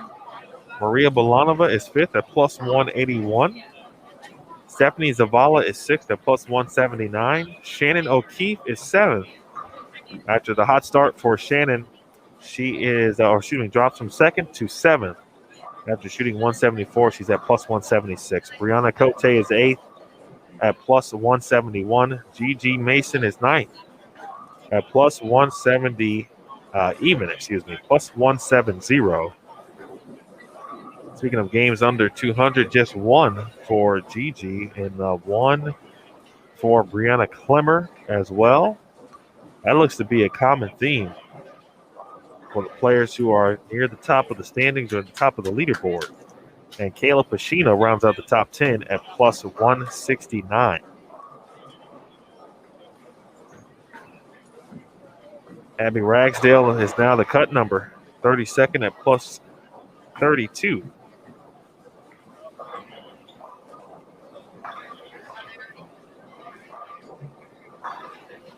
I know we had a lot of players or viewers, asking about Missy Parkin earlier. She shot 248 in game 3. She's at plus 146.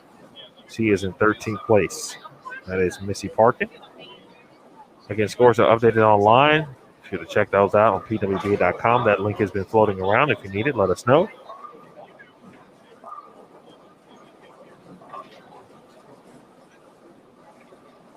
Aaron Smith is back. And there it is.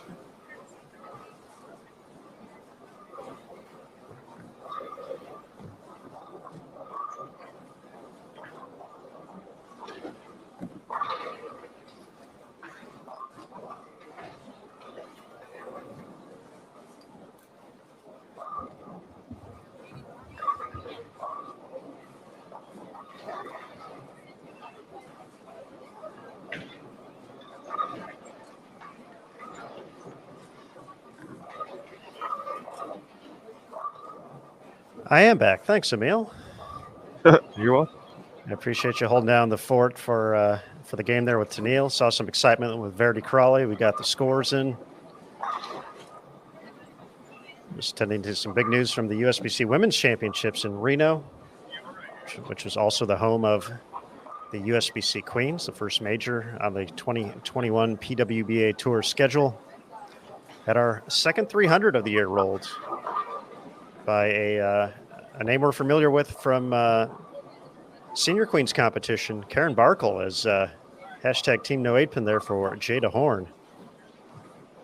Connected for a 300 game in her final game of the team event a little bit earlier today. So shout out to Robin Graves for helping us out, part of the USBC staff out there, getting some video of Karen's big moment. So you can find that on our social media channels as well, USBC, as well as the Women's Championships Facebook page.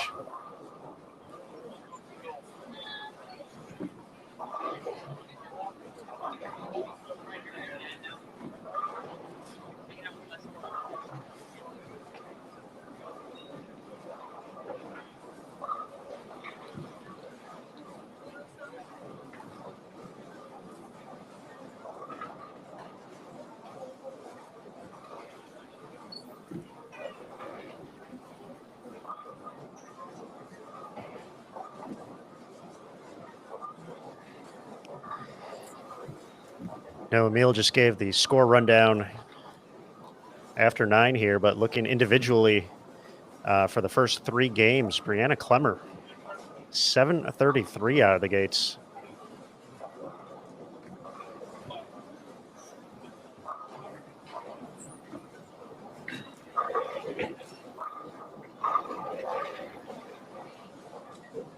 Her solid opening block, plus 54.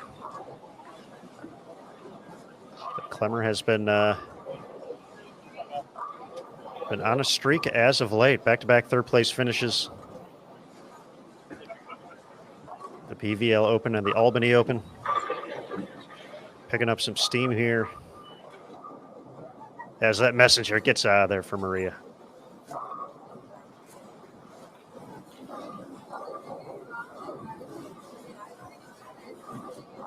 Really is fun to look at the youth movement in the top 10 at the moment.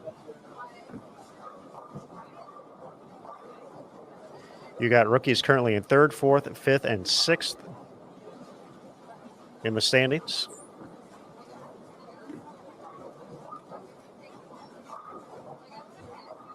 Along with Verdi Crawley and Gigi Mason as well.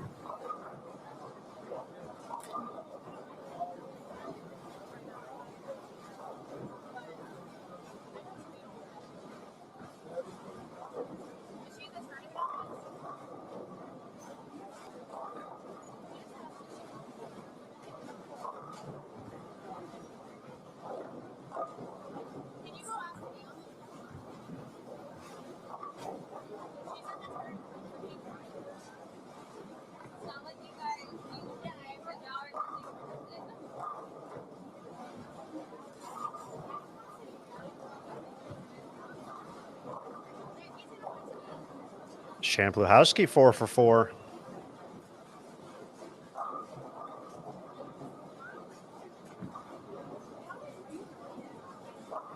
Currently in 17th place at plus 125.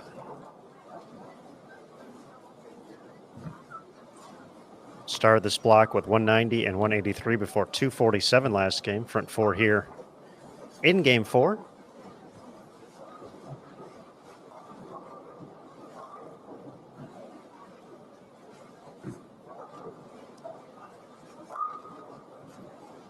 Looks like the cut has jumped a couple pins since I last joined the broadcast. Now at plus 32, Abby Ragsdale.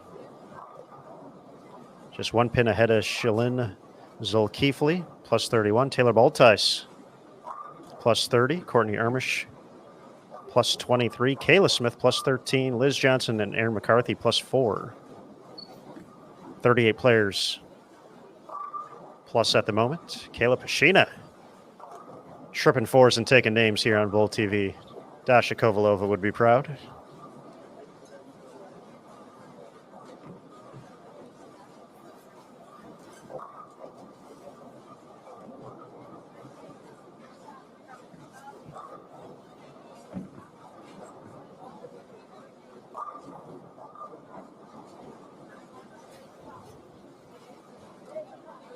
And out here on tour, we are very proud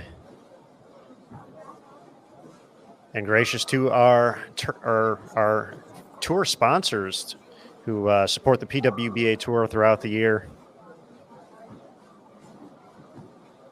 Turbo, one of those great companies out there as well.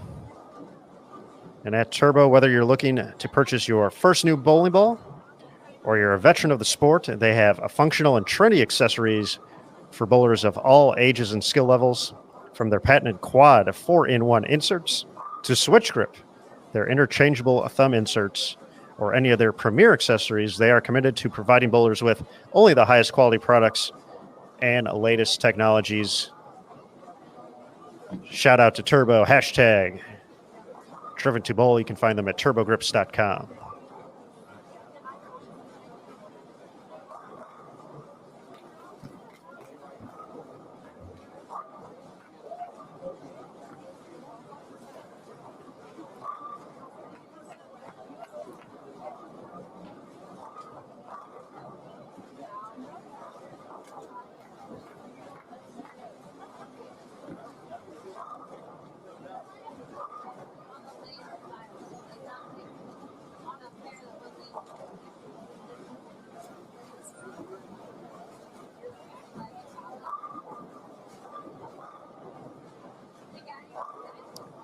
Larry in the chat saying he loves his Turbo switch grips. Thanks for supporting the brands that support the PWBA, Larry.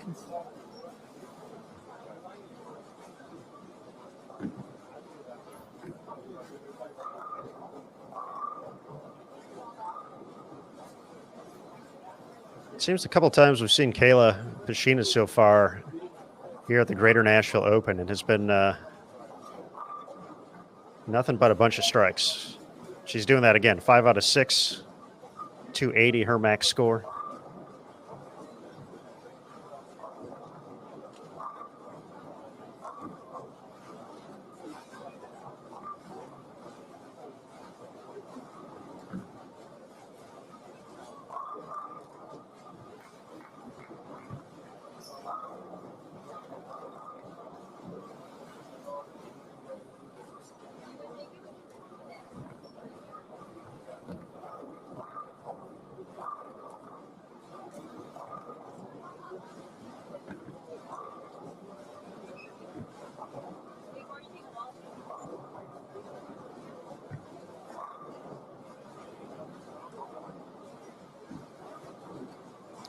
Balanova, 5 in a row. Kluhowski currently with 5 of her own. Can she make it 6? No doubter right there.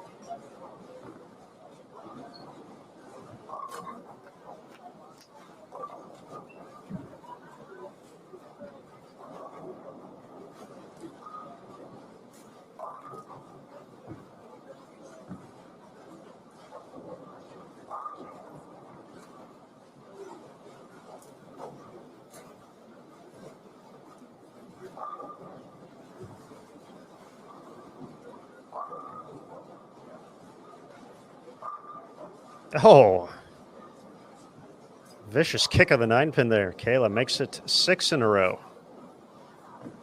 Excuse me, 5 in a row. Maria's looking for 6 in a row. And Shannon already has 6, looking for 7. The strikes are here for the taking right now in 21 and 22.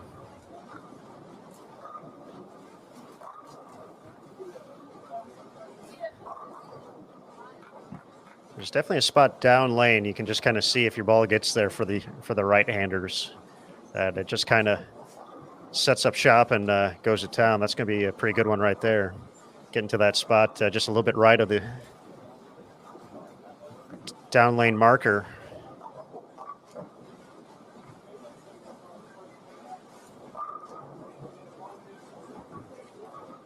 So players know how to get it there. It's just a matter of not getting there too soon.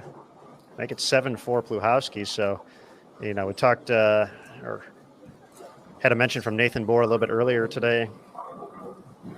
Reported that he wouldn't be surprised to see player 2 in front of the ball return, and that's just to get those angles to get to that spot if we do get there.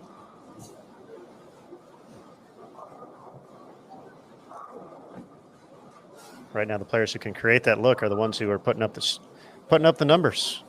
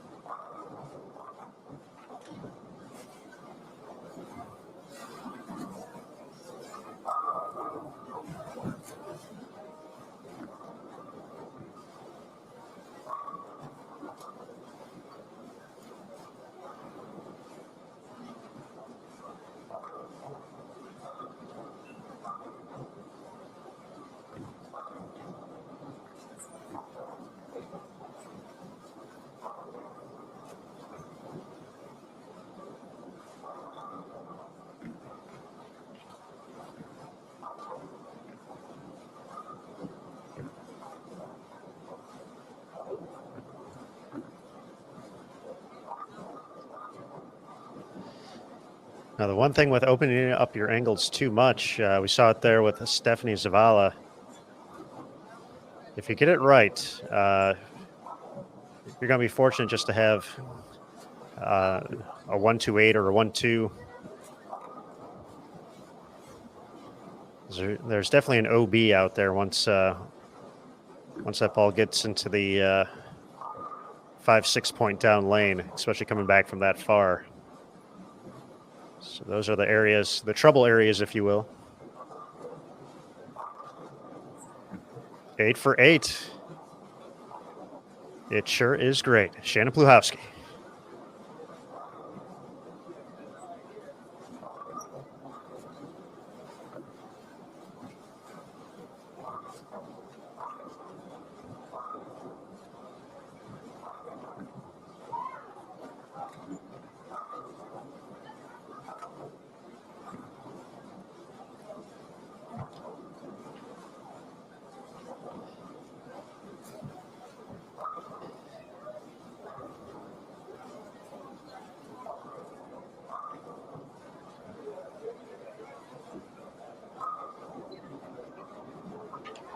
What an interesting development.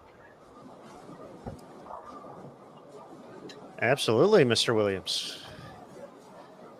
I disappeared for one game, and all of a sudden I looked up for a second, and I saw 10 in a row from Verity Crawley.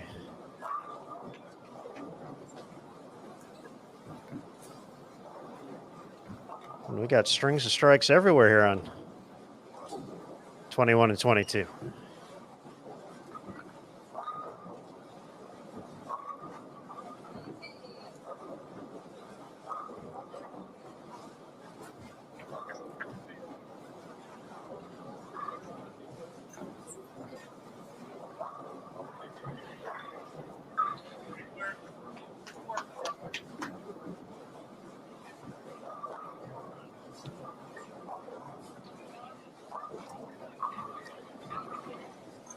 Shannon Pluhowski will be stepping up, looking for her 9th consecutive strike in just a moment on lane 21.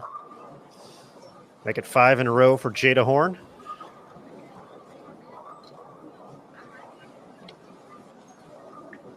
Boy, the talent cupboard is not bare for Jada Horn. Enter this game at plus 61. 25th place. 176, 179, 223 so far this block. Finished last block 244, 268. So she definitely liked it when it got to these final couple games. I think for Jada, it just would be about just continuing to do what she's done, meaning don't get to the end of the block and start to press because you want to make the cut.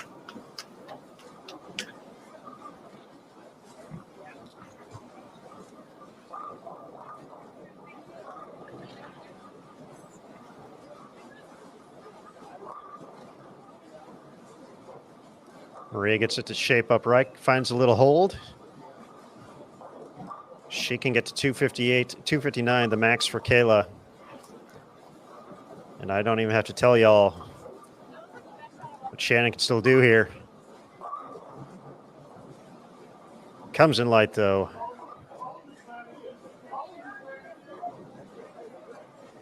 Streak ends at 9. Boy, Curtis just got man. He just took a hurting from the crowd down there. he took a hurt. KVK. Thought I heard some extra chatter back there, so that would explain it.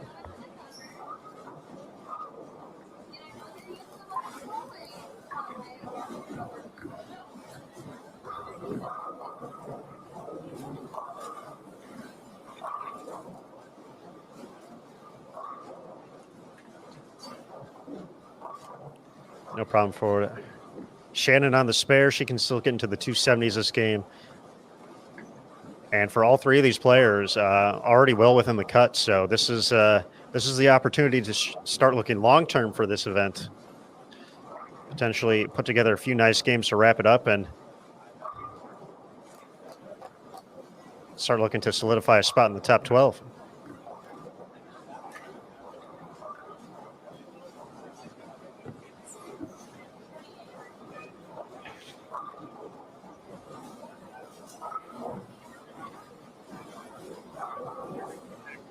It's just kind of crazy how many of those aspects are kind of all working together at the same time.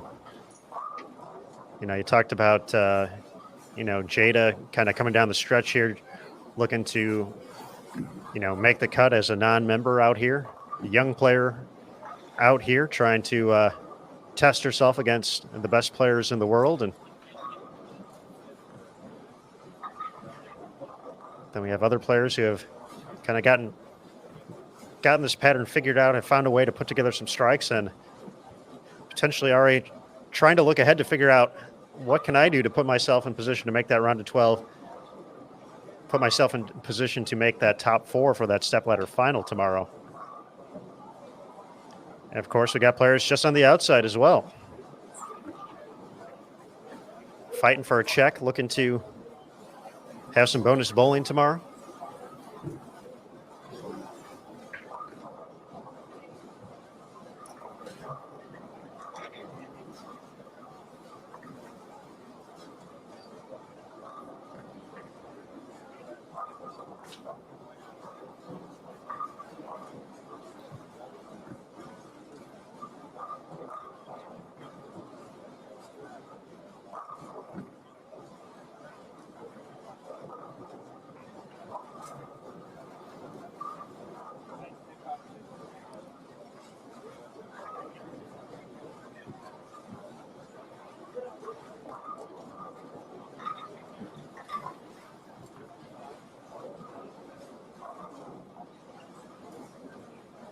Some 10th frame miscues here. Zavala with the missed single pin. She'll finish at 203. The 3-6-7 left standing for Pluhowski. She is unable to convert. She'll be in the 250s. Otherwise, a chance to get into the 260s.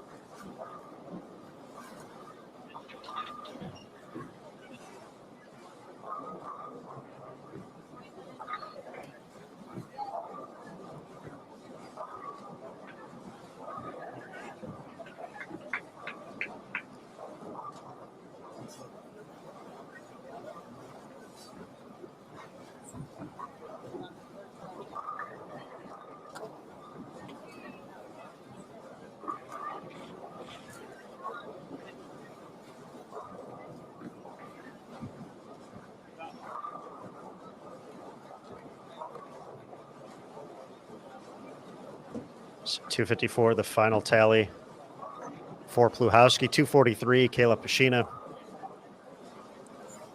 Here's Balanova. Oh. 9-pin.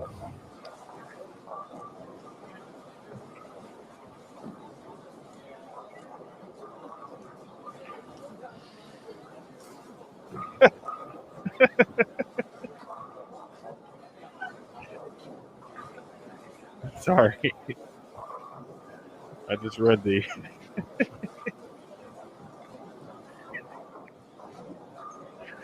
Oh. I just read that comment in the chat. Oh man. Sorry. We're hitting that prime hour of content on both. Oh. The Chris Pulliam comment took me out. But I appreciate it. It's a good compliment.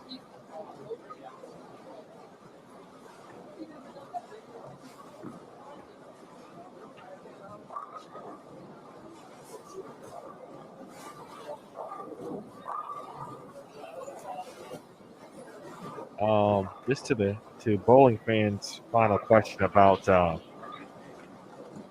TV per selection. I don't know the full process of how that is decided, but here's what I probably can tell you, or at least what I think. Some people who are probably much more smarter than Aaron and I get together and discuss the center, perhaps some information on all of the pairs or particular pairs, or probably the pairs that someone talked about. The pairs maybe that's not that great in the building, right? Try to have it as best for the players involved. Try to have it in an area also helps with seating, etc.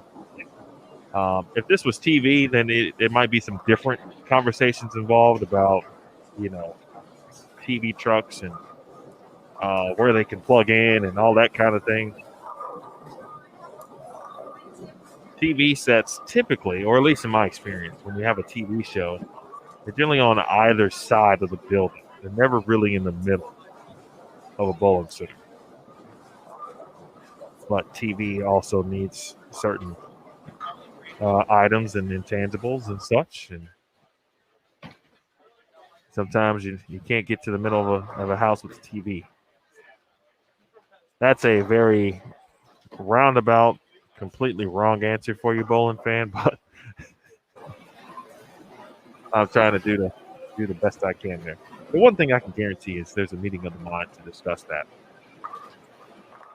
But I'm sure pattern developers, tournament directors, and then proprietors, general managers, etc.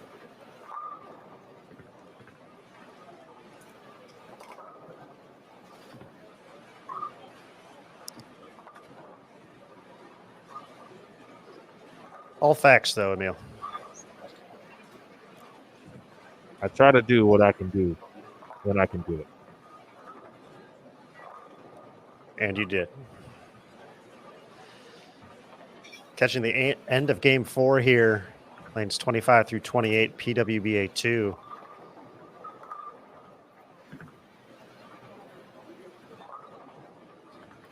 Danielle McEwen, 10th frame. Not pleased with the end result there, 4-7-10.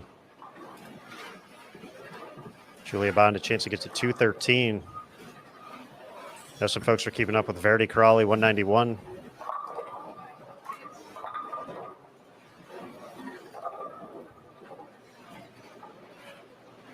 And Mr. Williams, there's a gentleman behind you. Do we have a Curtis Von Kruger update coming in?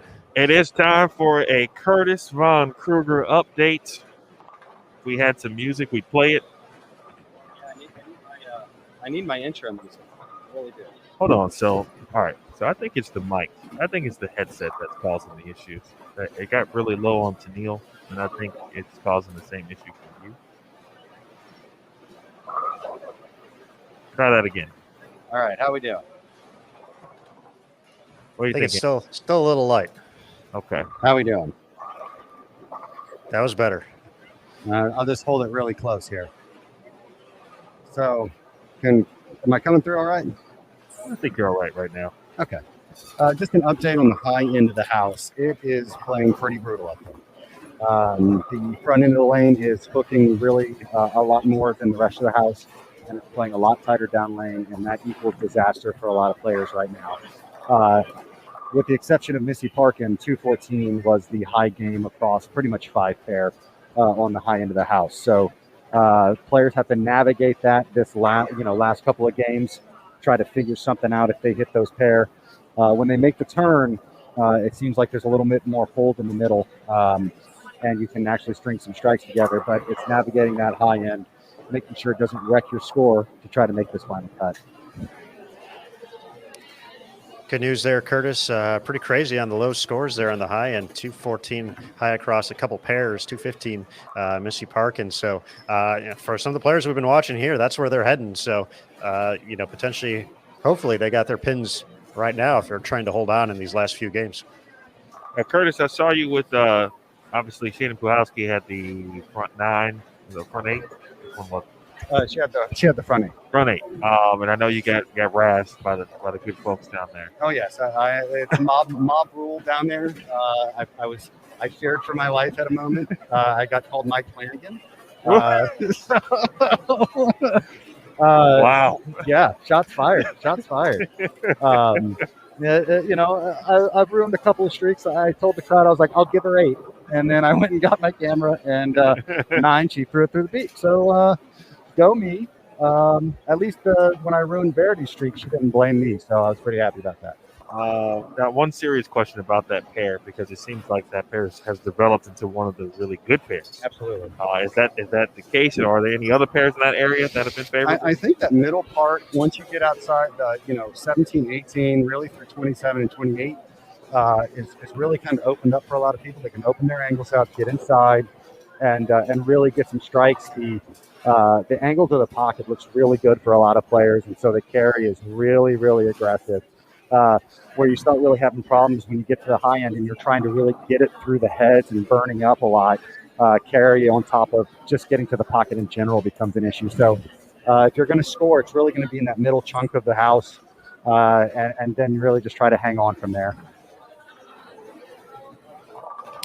Excellent stuff there, Curtis. We appreciate the update from the pairs that we can't see here this week, and I'm glad they took it easy on you, and you're still with us right now, so we appreciate that.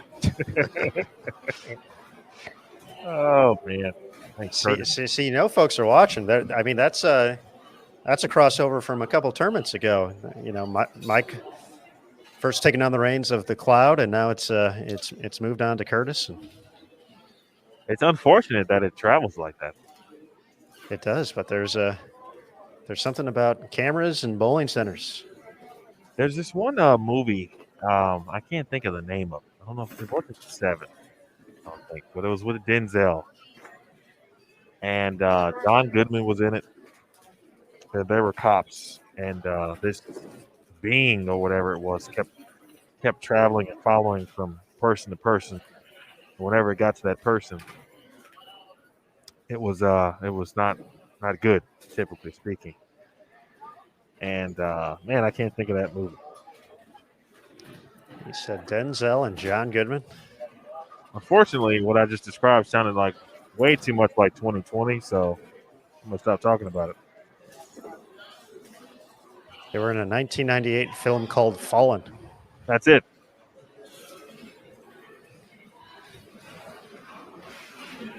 Also featuring Donald Sutherland and James Gandolfini.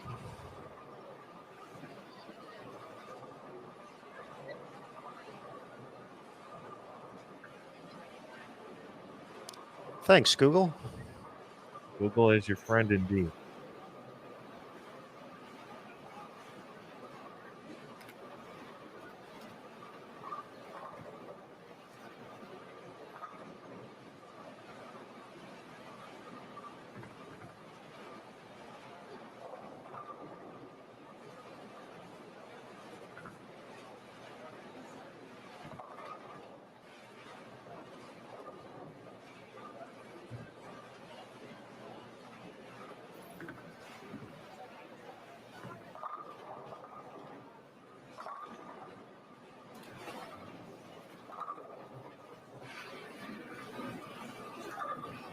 Been talking a lot about BeerGit this event, and rightfully so, but don't believe we've had the opportunity to actually watch her and see what she's doing out there. So we're going to go ahead and take a quick trip over to PWBA 1 and take a look at the player who's been the athlete to beat so far in BeerGit Nora Reich. So we'll head over there in just a second.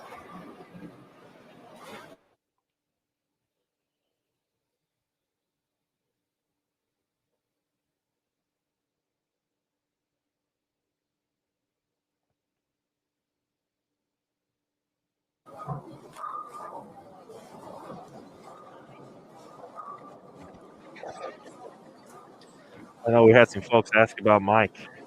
I don't know where he is right now, but I bet he's attending some Jazz playoff games.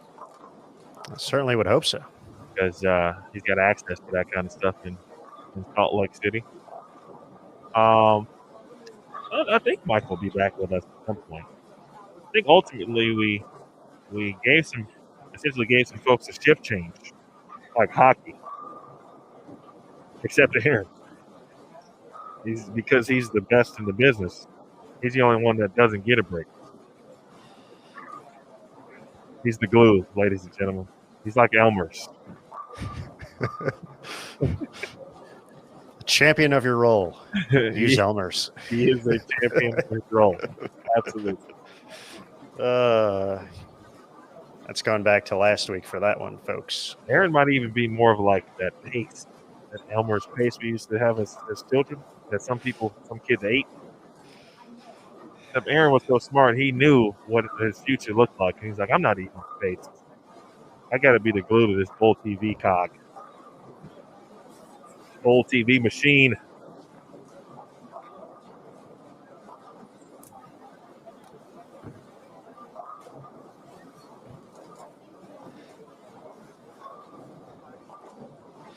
All right, that's enough of that. From Elmer's to glue to paste. We're here for Game 5 at the PWBA Greater Nashville Open.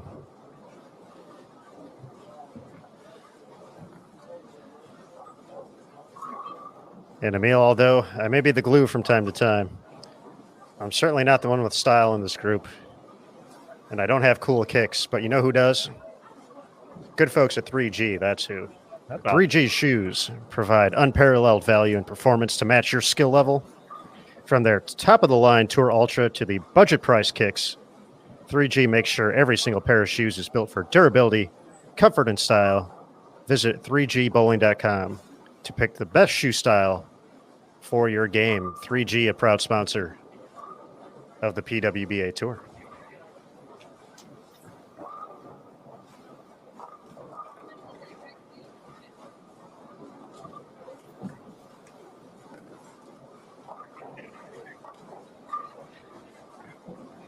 Score dash.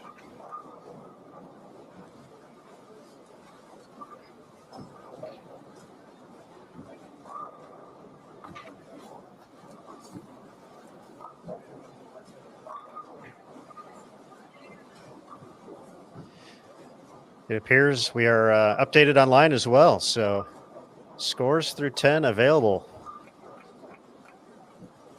Our leader continues to be BeerGit Nora Reichs plus 256, 229 last game. Maria Balanova moves into second place at plus 218. 1 pin ahead of Alexis Nair, plus 217. Kayla Pashina with that 243 last game jumps up to fourth at plus 212. Verity Crawley drops to fifth place after 191. She's at plus 199 overall. Shannon O'Keefe plus 195 in sixth. Brianna Cote plus 184 in seventh. Stephanie Zavala, eighth place, plus 182. Missy Parkin plus 180. And then Shannon Pluhowski after that 254 jumps all the way to 10th place, plus 179. Brianna Clemmer drops from 4th to 11th after 187. She's at plus 174. Moving on down the line to 32nd place. Another jump here up to plus 42 now. Courtney Ermish, 219 last game to get to plus 42. She is the number at the moment. Kayla Smith, the first player out, 8 pins back at plus 34. Shalyn Zolkeefly at plus 30. And we caught the end of the game for her. Danielle McEwen, now on the wrong side of the cut number, in 35th place at plus 11. Haley Richard at plus 6. Diana Zavyalova plus 4. In 37th place, 37 players averaging better than 200. Liz Johnson at minus 5. Erin McCarthy minus 7. Liz Culkin minus 9. Abby Ragsdale minus 16. Lauren Pate minus 18. Amanda Vermilia minus 22. Some of the players on the outside looking for a strong final 2 games here. Players in the mix trying to improve their position. Caitlin Johnson at plus 43 in 31st. Clara Guerrero had that 290 to end the first round. Just put up 166, though, to drop to plus 47. Jordan Richard has made a nice move after starting this round out of the cut. Plus 75 for the block to get to plus 52. Jada Horn, plus 56. Jennifer Hokersack at plus 65. Lindsay Boomershine, plus 71. Ashley Galante, plus 74. Valerie Bercier, plus 75. Taylor Baltice continuing strong. She started this block outside the number, now at plus 76.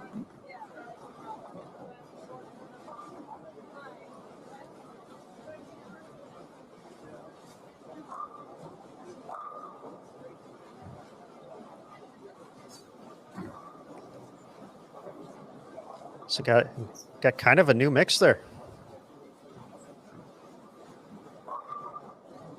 Got top 32 at the moment.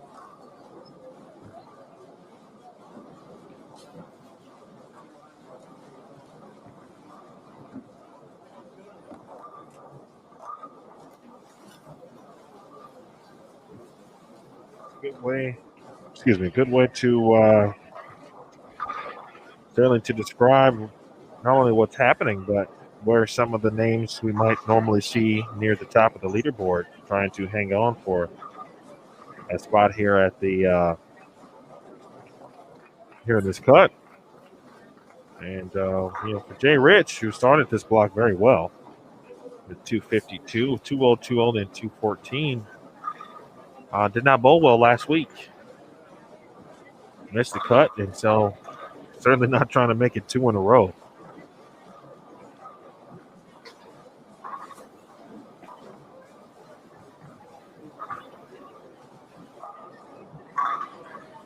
Look at this top 5, though, Aaron, and really the top 10, as you mentioned.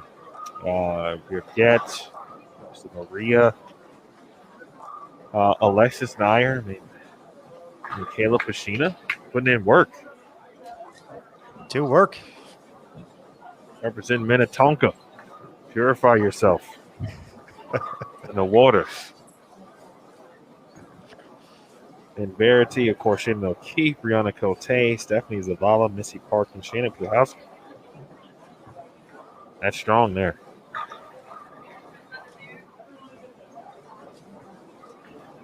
No, we had a little mix up there, but still have that youth movement in the top 12 at the moment. 4 rookies currently in the top 12, and another rookie on tour this year trying to hang on to that final spot. Takes care of an early double. Courtney Ermish.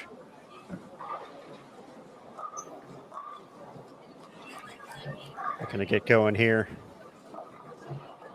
in game 5. Just a game and change left, folks, before we know our top 32. I don't think We forgot. We know we still have a giveaway left to go. Give away. Not coming up quite yet, but you know it's going to be, Emil. Bowl That's TV. right. Bowl TV shirt. Our guy Joe.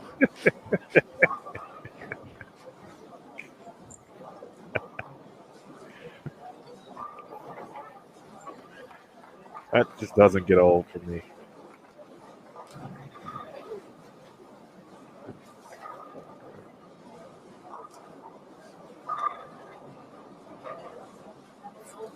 So Bowl TV T-shirt giveaway coming up. We'll let it fly in Game 6. Fun question from Frank in the chat. I'm not sure if you caught this one, Emil, but he said, besides D-Mac for Danielle McCune and Queen Bee for Liz Culkin, what are some of the other tour nicknames out there? That's it. That is a good question. We got Barbara chiming in. K squared for Kelly. Ken dropping facts saying Liz Johnson, the GOAT.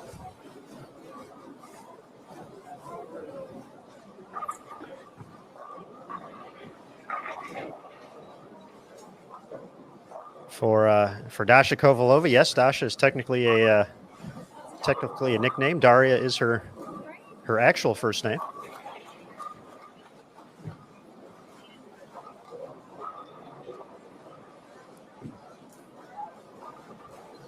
Sid the Kid, Sidney Brummett, Jay Rich, Jordan Richard.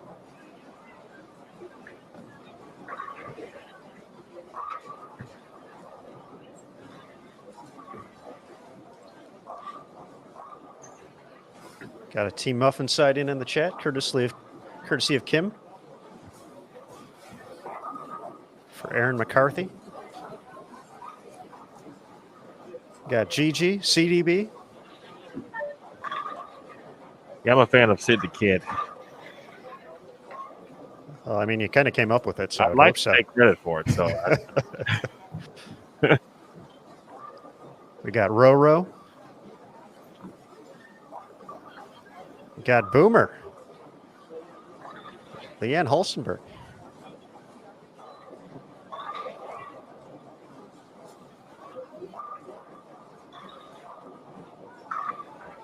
I know that I've heard some people refer to Lindsey Boomershine also as Boomer. And I'm not here to say which one is which and all that kind of stuff, but I will say that I generally equate Boomer to Leanne. So for me personally, I like to say "Here Comes the Boom" for Lindsey Boomershine. That's a great song back in the day. Get you hyped up. Here comes the boom. Here comes the boom.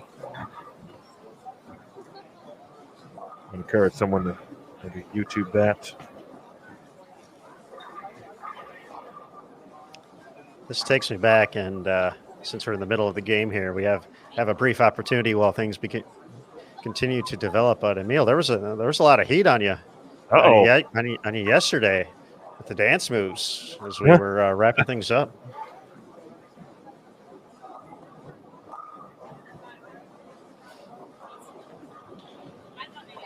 So we're working in the musical themes. Yeah, they suggested that I should have moonwalked out of last night's show. Which would have been a great idea had I saw it earlier.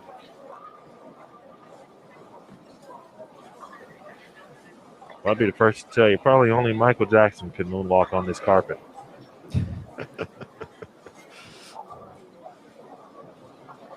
It's not the most ideal.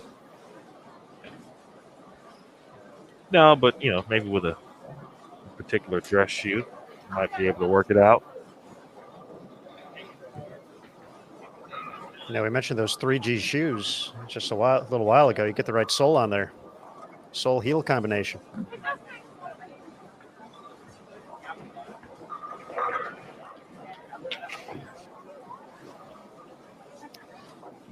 I think a real interesting mix here because we do have two players.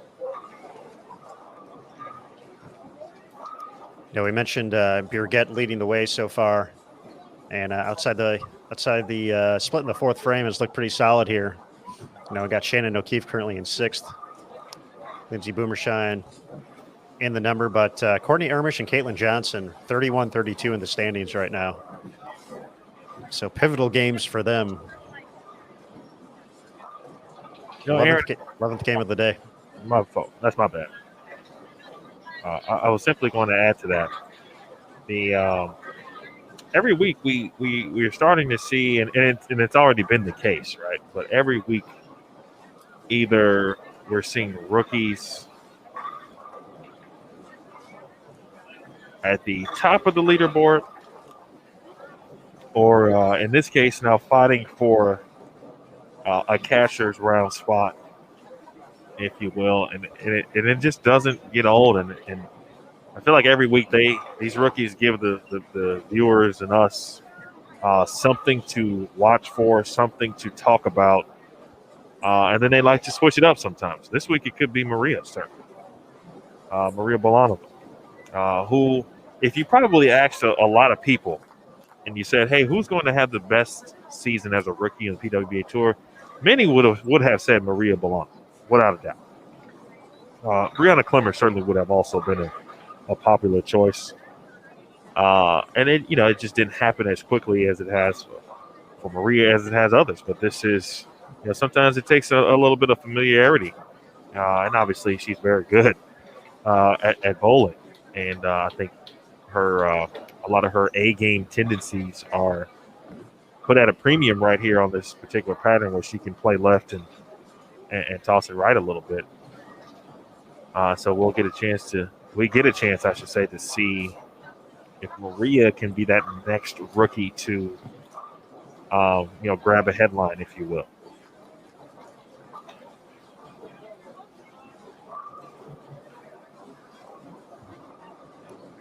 I like that a lot, Emil.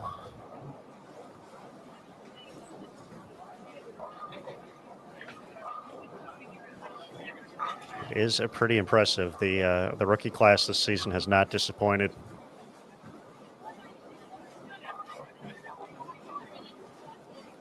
Couple shows already, couple top 10s.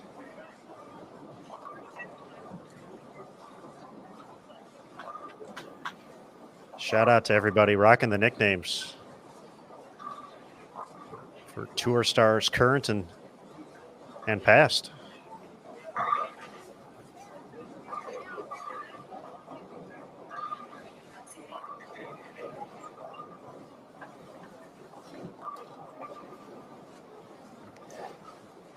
Oh, Emil, they weren't saying you missed an 8-pin, although we may have missed one. I think that was the nickname for you. That's my nickname? 8-pin Emil. I think that's what Chris was trying to get at. Did I leave an 8-pin? Well, I know I hate them. I know that's a tough word to use too. Hate.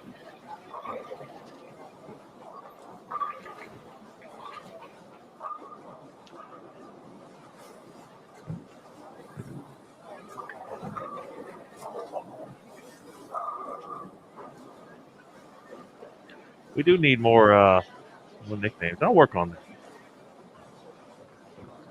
I'll be thinking about that at my. It'll be a few weeks away. Actually, probably a whole good month and some change before I might be back at a tour event.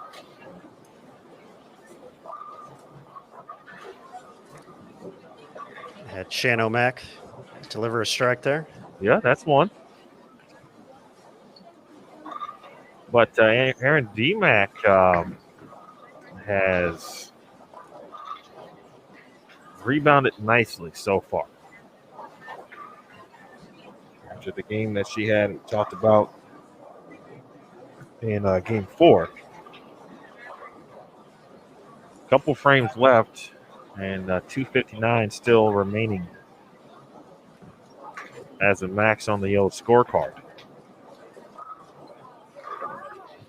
She's on PWBA 3 for those scoring at home.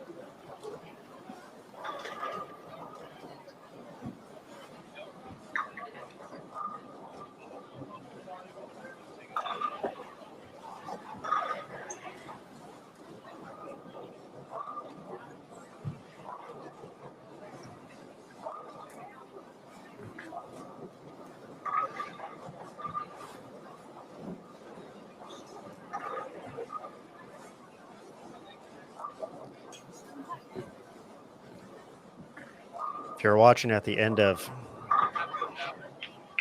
round number 1, we did talk to Birgit about her path to the top of the leaderboard. She had mentioned practice session did not go very well for her, which was probably true for a handful of folks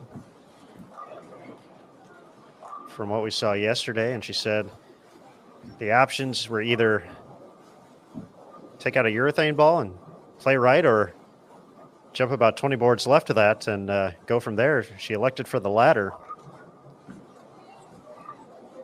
And for her, it was mostly just ball changes throughout the course of the block, depending on what she was seeing from different ends of the house. We've talked a little bit about how it's looked for players, and from what we've heard. Oh, 8-pin, no. We didn't get to use the new moniker for Emil just quite yet.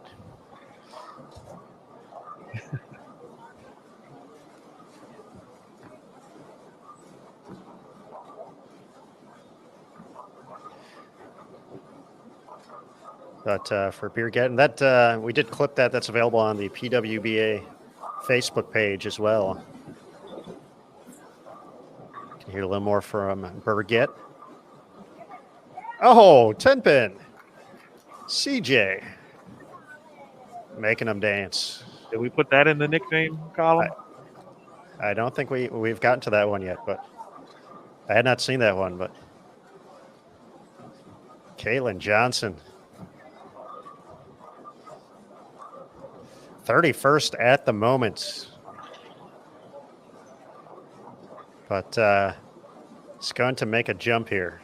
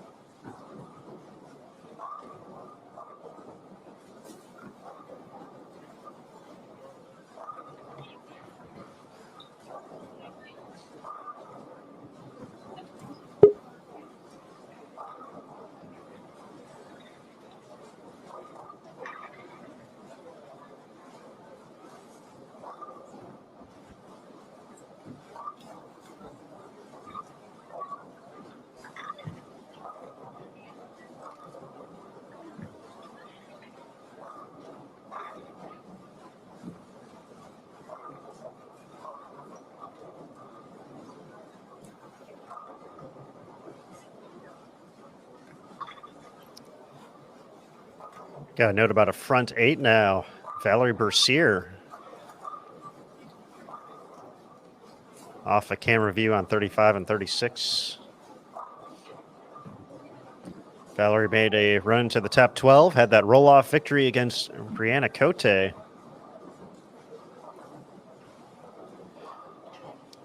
Currently a plus 75 in 24th place.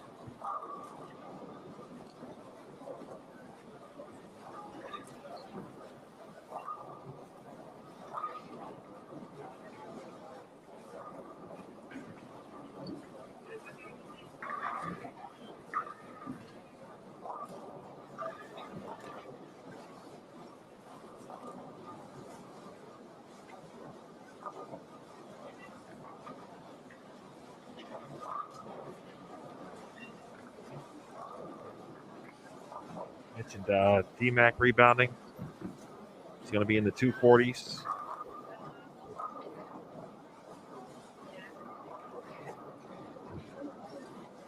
And a front 9 alert. Valerie Bercier on 35 and 36. Front 9, Caitlin Johnson tripping the 2 to keep her string of strikes alive. So get to 259. Morgan Cooper putting together a nice game as well on 21 and 22. Morgan had a rough opening block, but has bounced back nicely here. So shout out to Morgan for doing her thing in the second block. It's plus 35 for these 4 games so far. And it's going to continue that here with another big game.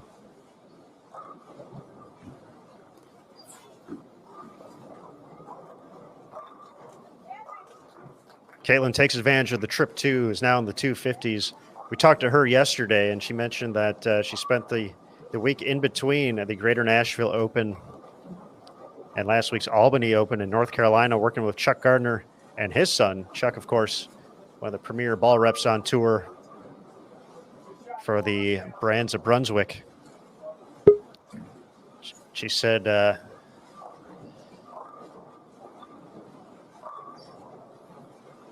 had given her a lot of good things to work on, and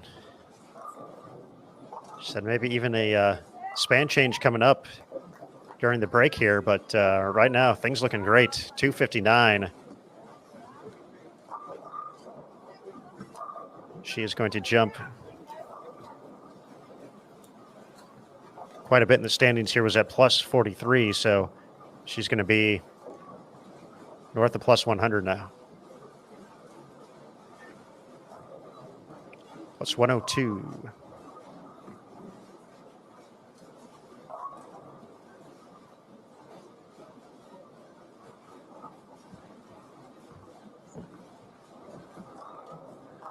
All right, folks. Emil has gone rogue here. He's got his cell phone out. He's connected to the broadcast here. We're going to see if we can chime into Valerie Bercier. She's got the front 10. Let's go full screen with that.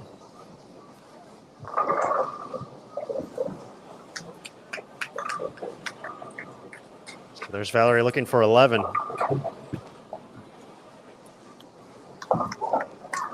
Looks like the big four slowed her down. You can see Curtis there as well.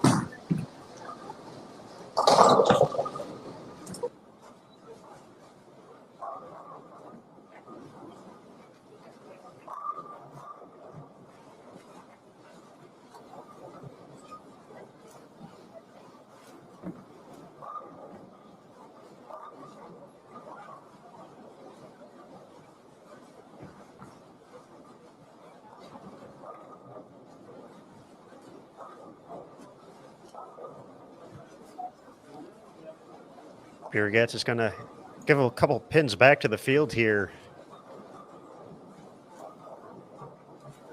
As far as plus minus is concerned.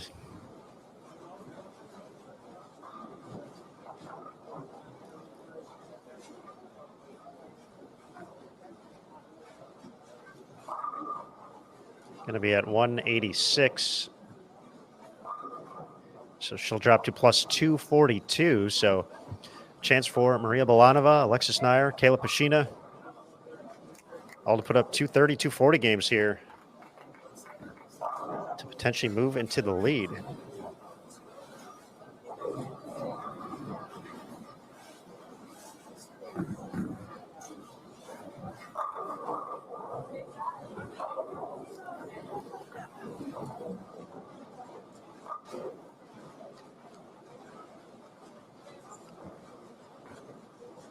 Looks like Maria is on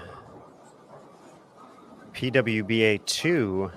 She had a chance to get to plus 250 if she struck out to not get the first hit in the 10th. So she's still going to be a couple pins behind Birgit heading into the final game.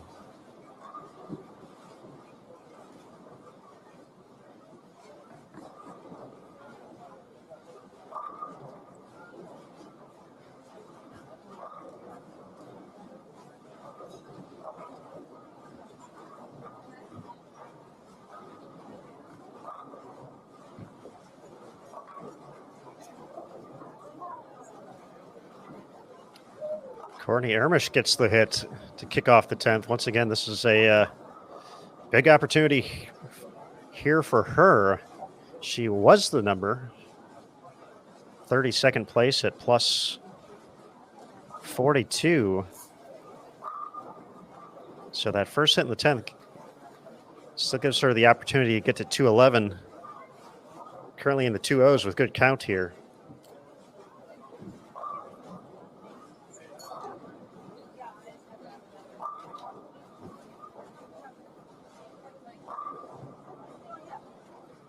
Emil drops the 284, the final tally for Valerie that game.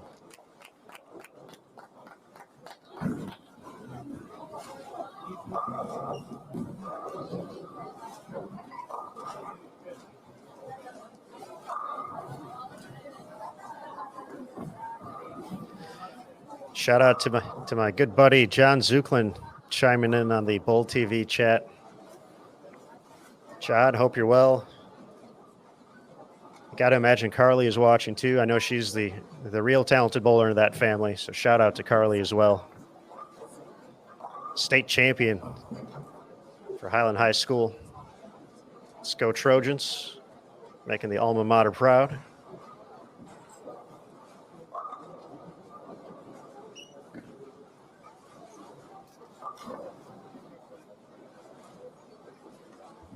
But John, thanks for dropping the note. Tripping twos, you know that's my thing.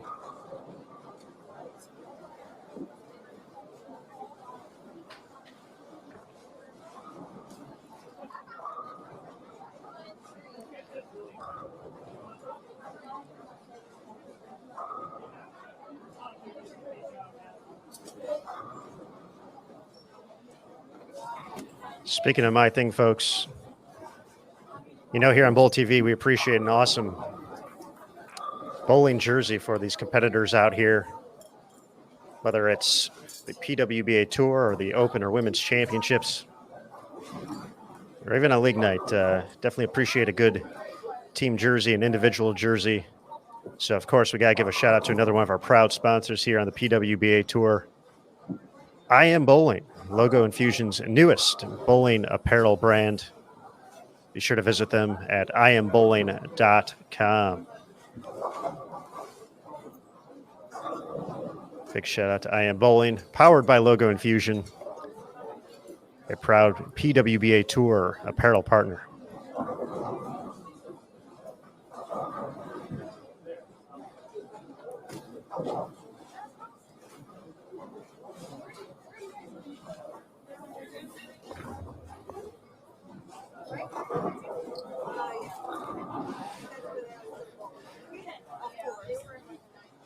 Emil and I have talked several times about jerseys here on Bowl TV. Favorites over the years.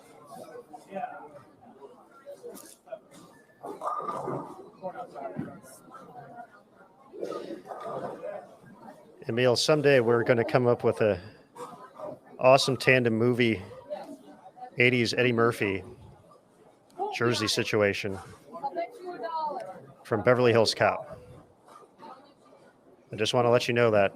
I don't know the day. I don't know the time. Wait, but we're going to get there first. It's going to be us. One day we're going to have you said the tandem Beverly Hills Cop jerseys? Correct. Okay. Get the Detroit Lions jacket going. No, I'm not wearing that. Well, I mean, the jersey will be the jacket along with, you know, the gray sweatshirt as well. Like I feel what you're saying. I understand it. No, I get that part. It's not Green Bay though, so that's okay. That's the first big part about that. But I feel that is a movie that has not been represented yet in the jersey game. I want to see that out there. But you better get to it first because you know someone's going to do it now. See, I'm secretly hoping for them to do that. Then I can just say it's already done and then head to the website and take care of business.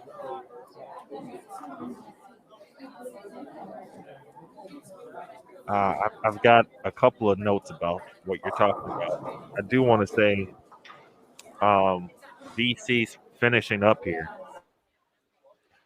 on PWBA 3. They had a small delay on 31 and 32 to start this game. But a few circles for Verity. Circles meaning circles around first ball counts, which are splits. Julia Bond also on this pair and can get to 214. Suzette Draper just finished up 161. And young Jordan Muntz will finish things out here. That's a huge spare. Big spirit and an even better shot there from Bond. By the way, this game, Aaron, I saw Julia Bond stick on a shot for the first time in my life. I watched her fall off a shot, and I was very troubled, very much taken aback.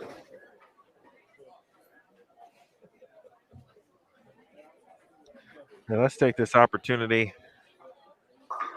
to congratulate Chris Wasmond in the chats for averaging 201. So I'm assuming, based on what he said, after 32 years of bowling, finally finished his league season with a 201. Maybe your first opportunity to average above 200, Chris. That is fantastic. Let's go, Chris. At the end of the day, right, when we talk about, we watch these great professionals and we talk about bowling and the ins and outs, and we try to sound great and all that. But at the core of what we do here is, generally speaking, we all enjoy and or love bowling. And if you do either one of those things, then you know that averaging 200 is always a goal. No matter when it was, whether you're a kid, whatever your level of bowling is.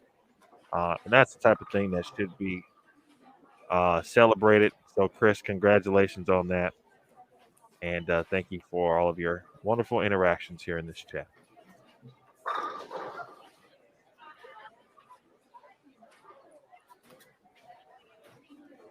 Back to the bowling in front, though. Jordan Munn is really good. Shout out to Tusculum University.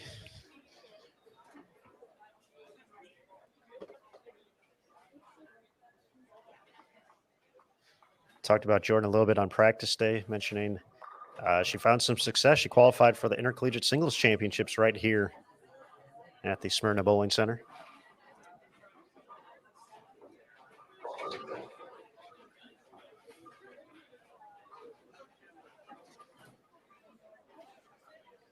Well, I've come away with very, very impressed by young Jordan.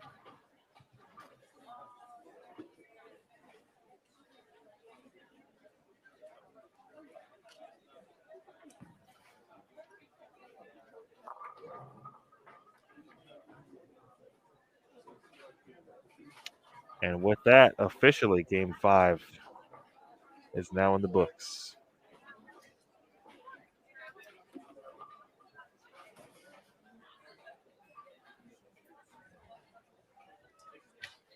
That means we're ready for Game 6 coming up next here on Bowl TV. As we promised, a giveaway coming up, Bowl TV t-shirt. Going to be available for you good folks out there, Bowl TV community. Once again, as if this is your first time joining us, first off, hello. Thanks for becoming part of the Bowl TV community. We appreciate you. And what we do here on the PWBA Tour, along with watching the top athletes on tour week in and week out compete for titles and a part of history, and have a little fun along the way as well. I also like to give out prizes along the way. So Bowl TV t-shirt will be coming up next. It's going to work pretty simple, folks. All you have to do is you'll see a prompt in the bottom left-hand corner of your screen. It'll say, a giveaway is beginning soon. It'll count down for 60 seconds, and then you'll have another opportunity in that same spot. The next prompt will say, the giveaway has begun, and there will be a submit entry button that you can click.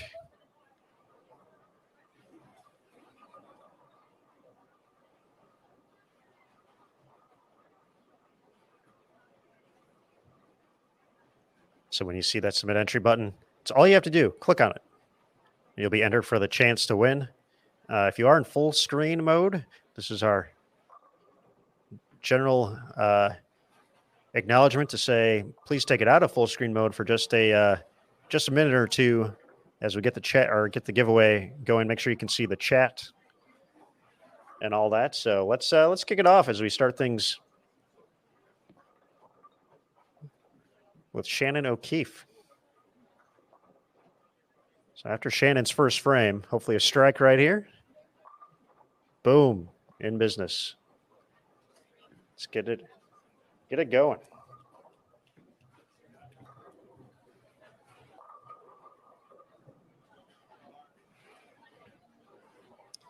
So Shannon kicking off this giveaway the right way, delivering the strike. We did watch this group last game as well.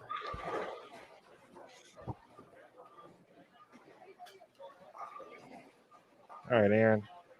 Yo, I know the giveaway is underway, right? it is underway.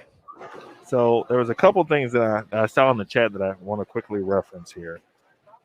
We were congratulating Chris, and what may have went under the radar was Danielle Niddle did chime in.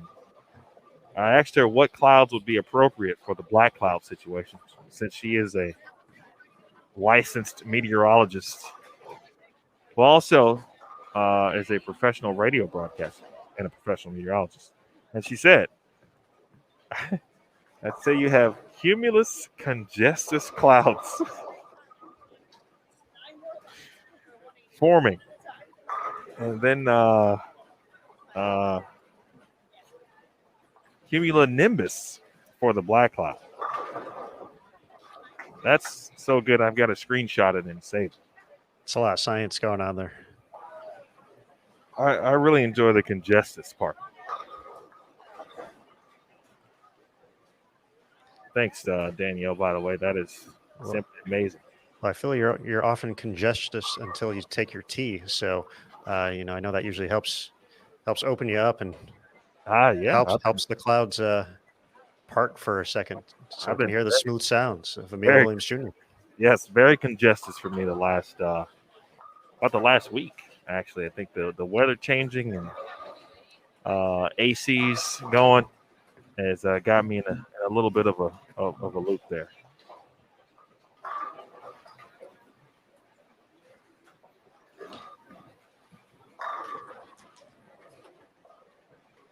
All right, James.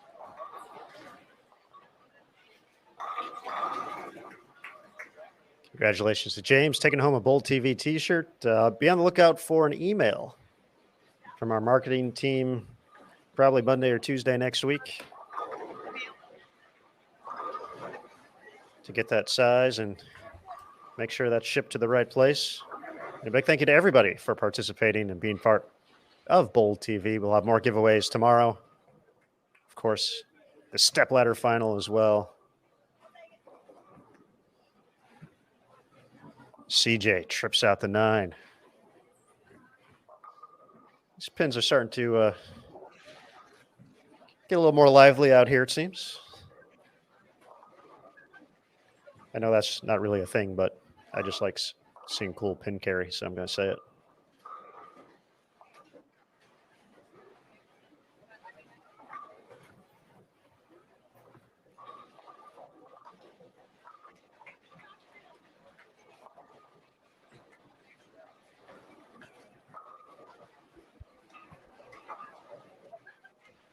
One other item I'd like to mention.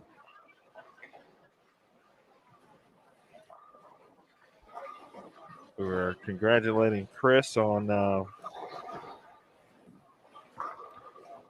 his accomplishments, and I told her I was going to do this on Twitter, or I mentioned this, I should say, on Twitter, and I saw that she commented. So, since we're congratulating folks for wonderful accomplishments in league, hold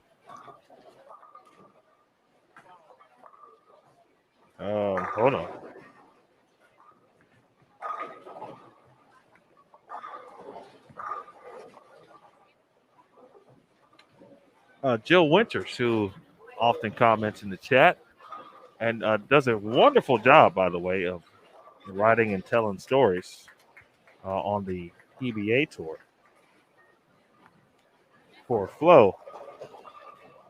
Recently took care of some great business on her own. She shot her first ever 700 series. How about that? Recently in league. 257, 214, 257 for 728. So Jill Winters, take that bow. Get some applause. Emil, and congratulations to Jill on that. That's always a very memorable thing, kind of making those milestone numbers, if you will. Emil, I'm gonna throw the challenge out to you. Your first 700 series. Do you remember what bowling ball you shot it with? Not a chance. Weak. Come on. Yeah, that is weak. I have no recollection of that. Actually, you know what? Maybe. No, I still don't remember. I don't remember. I wish I did now that you say that. You're going to have unreal energy toward mine because I know you're a fan of it. It was the Track Hex. Excellent bowling ball there. Throwing it way back, folks. Now we're going to throw you the standings. That's right. We got them after 11 posted online. Birgit continues to lead, but now just 3 pins ahead of Maria Balanova, plus 242 to plus 239. That is the situation right now for the top spot. So Birgit just 3 pins ahead of Balanova for the top spot. Sitting in third place, who she's had a very nice last 3 games, bouncing back after 190 and 183 to start. Shannon Pluhowski, 247, 254, 237 to get to plus 216 to jump into third place. Stephanie Zavala back into the top 4. She's at plus 213. Alexis Nair plus 209. Cassandra Luthold up to 6th after dropping back a few spots at plus 201. Brianna Clemmer plus 195. Shannon O'Keefe and Kayla Pashina tied at plus 184. Verity Crawley rounding out the top 10 at plus 178. Valerie Bercier, the first player out of the top 10 after that big 284, jumping to plus 159. The cut number. Oh, goodness. We have a tie for 31st right now. At plus 59 in 31st and 32nd place, Danielle McEwen and Jennifer Hokersack at plus 59. First player out, Courtney Ermish. So she shot above 200 last game. She was the cut, but the number jumped. She's the first player out at plus 51. So 8 pins back. Then after that, Liz Culkin. There's a bit of a gap there. Another 25 pins to Liz Culkin at plus 26. Kayla Smith at plus 25. Diana Z at plus 17. Haley Richard plus 16. Lauren Pate plus 13. Shalyn Zolkeefly plus 11. Liz Johnson plus 8. 40 players averaging better than 200. But for all of those individuals, going to need to find a big game here to put some pressure on the number at the moment, plus 59. Aaron McCarthy at -1.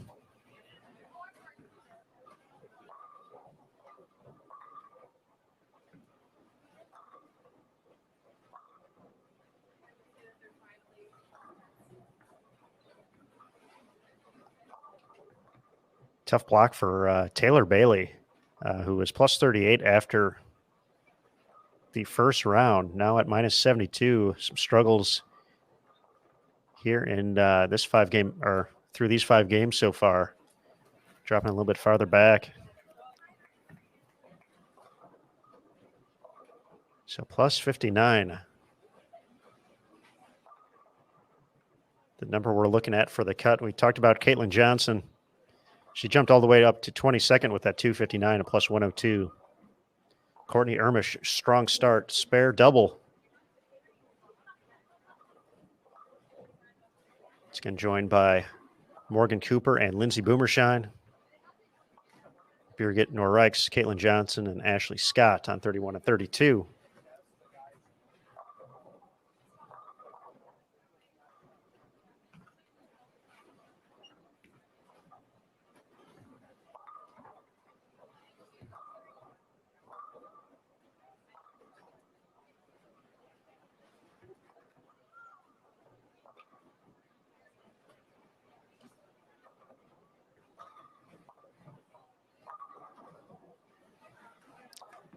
Did have Jill in the chat, so congratulations again, Jill.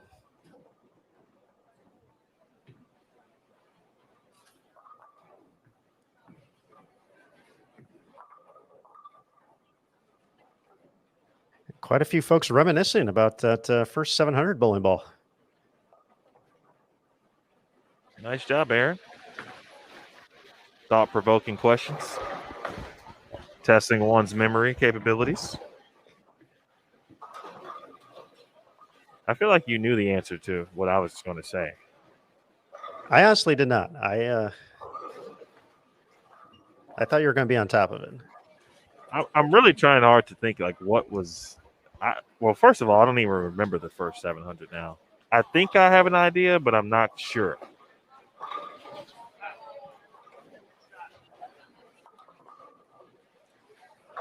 Courtney Ermish looks to attack the 10 pin here. Man, I'm really thinking about it. I don't remember my first 700.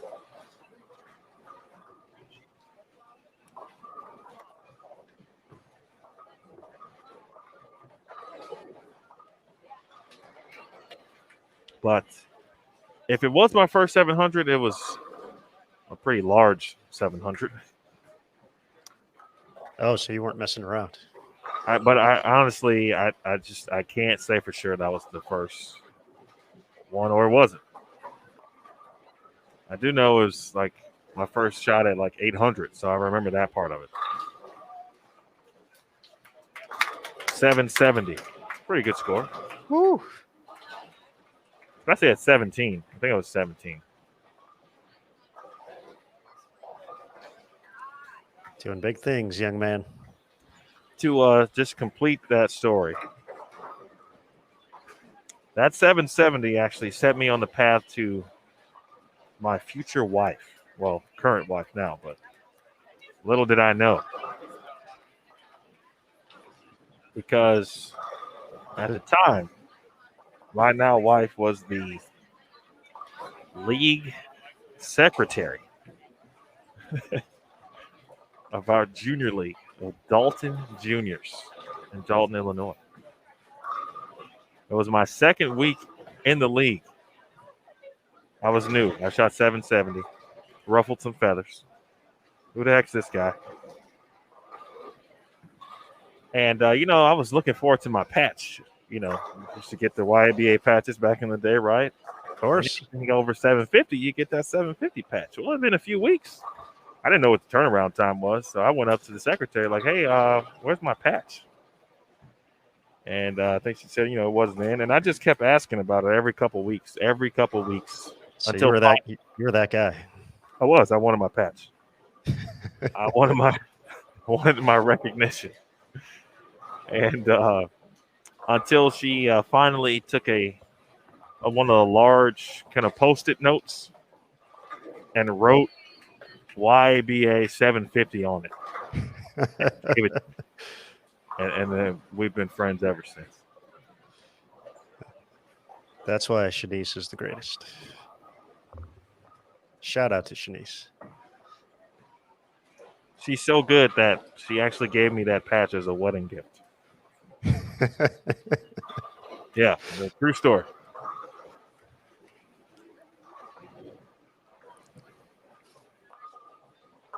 That's what we're talking about here, folks.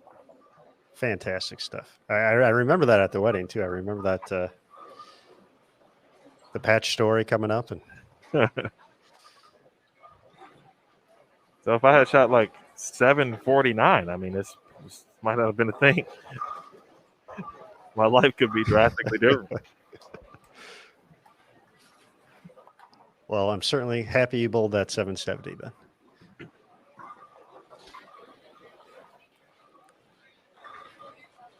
All right, folks, our trip down memory lane has led us to the halfway point here of Game 6, the final game of qualifying here, round number 2 at the PWBA Greater Nashville Open, taking place at Smyrna Bowling Center in Smyrna, Tennessee. I'm Aaron Smith alongside Emil Williams Jr.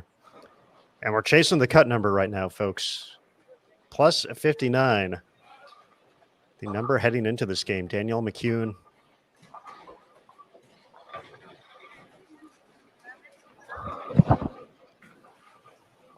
And Jennifer Hokersack. First player out, Courtney Ermish, who we're watching right here who's had a nice start, early double in the second of the third, clean through 5.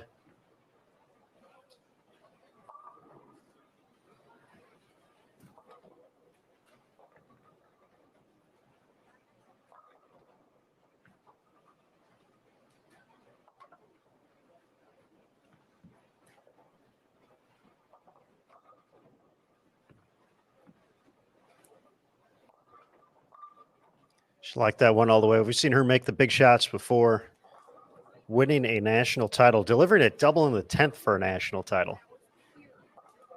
Not just winning, not just filling the frame, needing a double in the deciding game of the Intercollegiate Team Championships in 2019.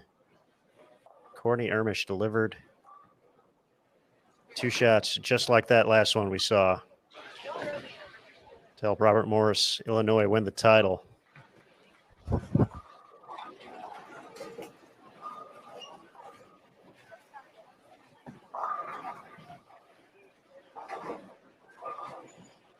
Now a rookie on tour this season.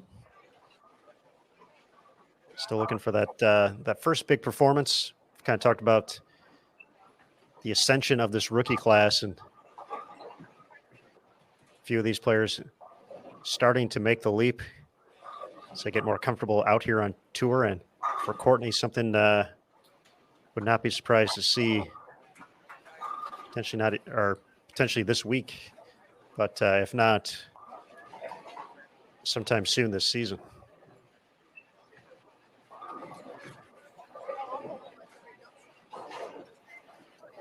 Shannon O'Keefe, just been doing Shannon O'Keefe things so far. Things just like that. She's been around the top 5 throughout the course of the entire event.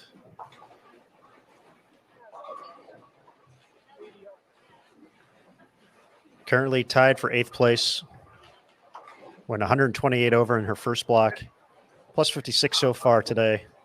Heading into this final game. Off to a great start here in the final game. So more than likely going to retain her spot in the top 10. But once again, and Emil, I'm sure it's something, as a sports fan and a fan of bowling and just a fan of Shannon O'Keefe in general, and being able to kind of witness her career trajectory over the past couple of years. Obviously, back-to-back player of the years. Both of those years were just so very different for her, and just in her experience of how she went through them and how she adjusted to them. And this year, we mentioned she's second in points right now. She didn't miss one event a little bit earlier in the season. She has a win. She has a runner-up finish. But this feels, it feels close, but it's different to what we saw with her 5-win season. And, that's kind of going way out there, I feel. But hear me out. It just feels like that kind of cool, calm, and collectedness that we saw week in and week out has been there here in 2021, the same way it was in 2019. And the wins haven't translated quite the same way just yet, but I feel we're very close to seeing another streak of Shannon O'Keefe on 2 or 3 shows in a row, collect another win, maybe collect another 2 wins. And all of a sudden we're in that conversation again where it's like, how does anybody stop her? Aaron, I think the only thing I can say or preface this with is I haven't seen her for a full, this entire season like I have in the past. Having said that, though, the numbers still speak for themselves. The stats speak for themselves. The points list speaks for itself. And I think that you're probably onto something here. And she just made a show, right? Just last week. And lost obviously to one of the greatest of all time. And had a chance to win still yet in the 10th frame. And so I think you're correct where I think she's probably still, at minimum 2, I would probably say 3 shows to make with 10 more events left. at this point in time.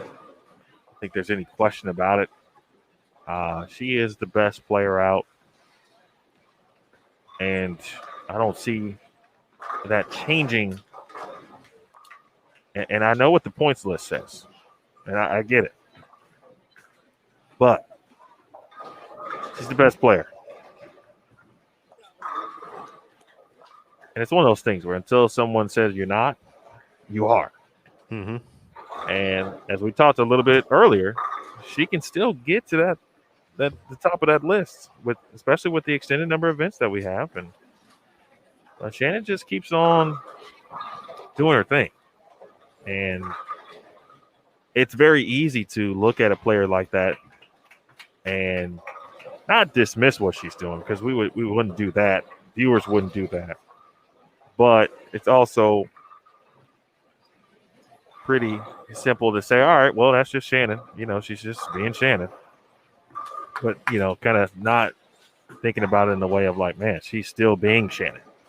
Like, not that she's being Shannon, she's still being Shannon. Through a different season and obviously all that went down last year and et cetera, she's still being her. She's still putting in the work. She's still making the time. She's still making shows. She's still cashing in every event. She's still almost making match play every time with the top 12. That's what we're looking at. I mean, at this point in time, obviously it's Liz Johnson and Shannon O'Keefe as the two best players of this current iteration of the PWBA Tour. And if you give it maybe 2 more seasons, it could be, someone says, all right, well, Shannon has overtaken Liz in that retrospect, how you might describe this new iteration of the PWBA. And let me just say, completely off topic, Aaron, I feel like someone has just set me up for failure. To my left and to my right, I have seen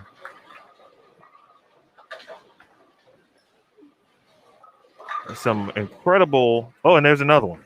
Oh, there's another. Oh, I've seen like 3 8-pins in like the last 3 frames. Oh, Birgit, no. That was just mean. 9th frame, our tournament leader. So with the spare, she can max out now at 195. So going to be an opportunity for Maria Balanova, potentially a couple other players to go around here. Birgit, doing nothing too crazy here.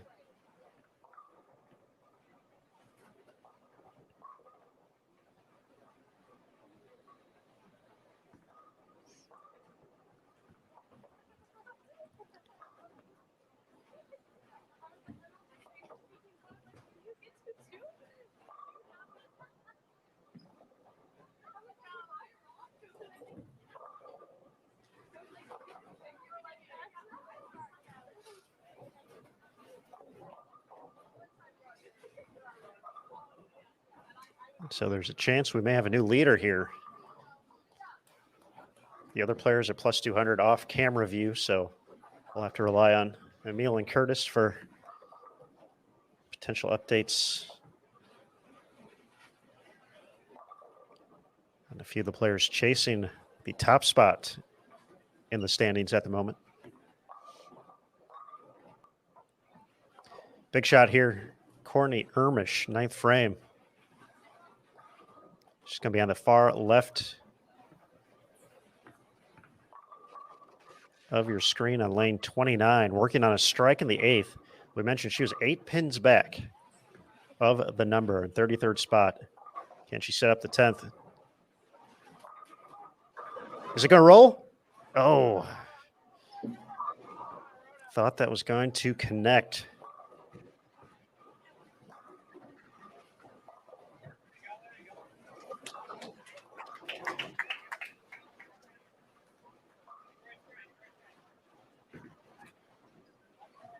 She now drops the max down to 218.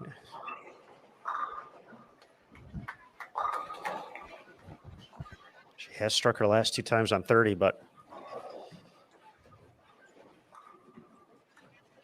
wanted to have that one.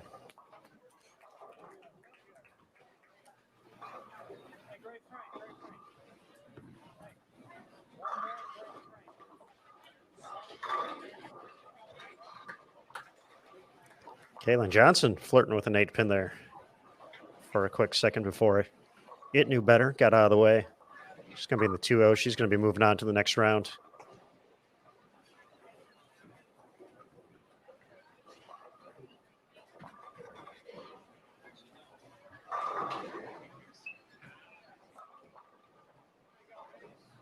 Boy, that was pretty.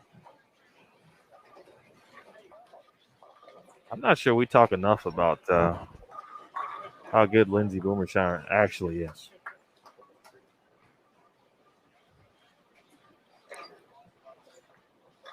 And I know the story, right? And obviously she's been looking and searching for that first win too, and has had some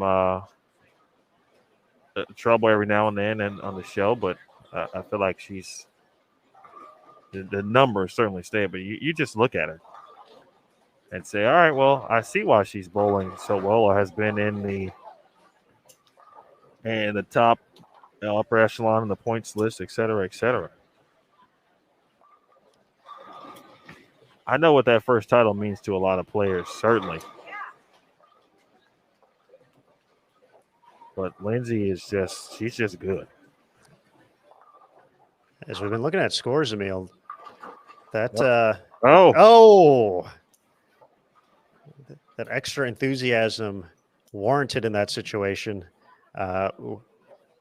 Not going to lie, I felt Lindsay was going to match up and strike a bunch on this pattern with the way it kind of shaped up. I actually thought she was a little bit higher up in the number, but she was at plus 60 heading into this game. She had actually given some pins back in games 4 and 5 of this block. 173, 189 her last 2 games. So she was only 1 pin ahead of the number. So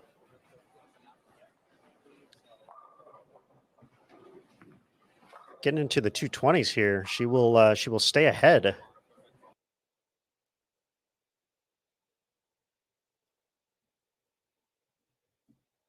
Of Courtney Ermish.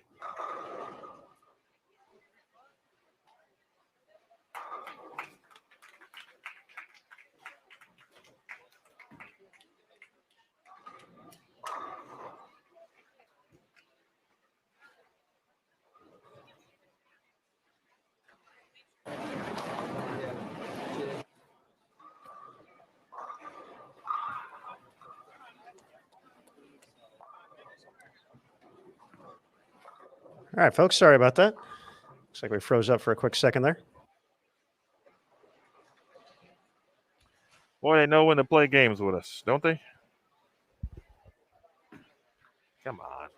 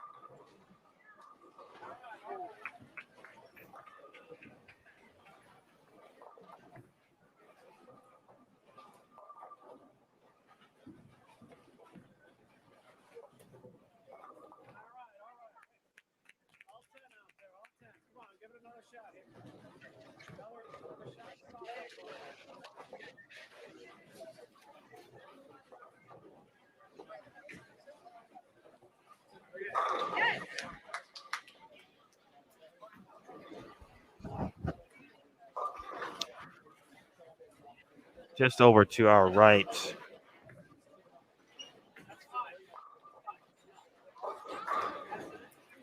Maria Bolanova and Shannon Puhalski. An opportunity to head into tomorrow as the leader. But Puhalski can only get to 190. She would not be able to get ahead of Birgit then. Paquette, who obviously finishes with 193. Meanwhile, Bolanova can get to 224. That would be more than enough to get to the lead. In fact, she's already there. First one in the 10th is a good one. So Bolanova is going to be in the 220s.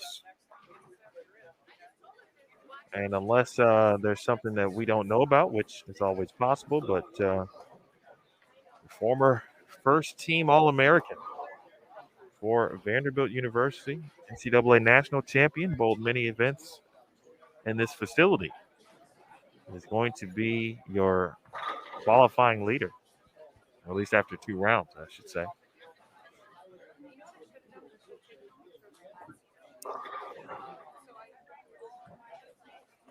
Lindsay Boomershine with the back 5 to secure her spot. That trip on the 710. So powerful, it froze our stream for a quick second here. Courtney Ermish has to play the waiting game. 204, left the 10 pin her first shot at plus 55, so she would need the number to come down. Jennifer and Danielle off camera.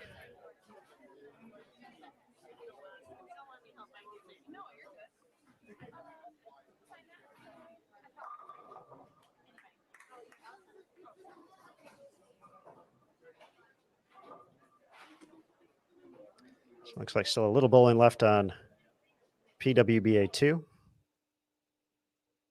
Head over there real quick for that.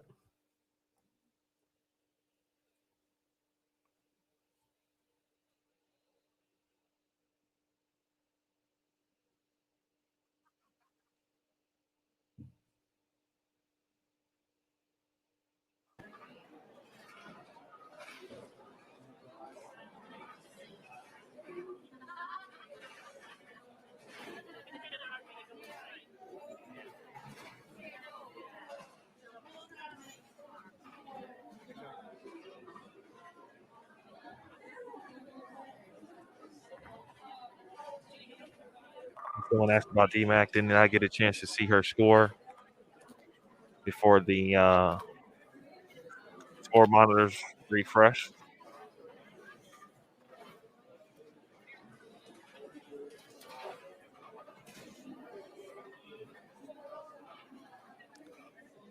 Is that Taylor Boltice on that pair, the TB? Let's see.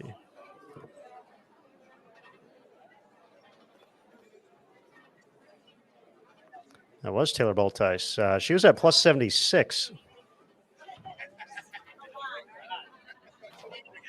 Giving 24 pins back with 176.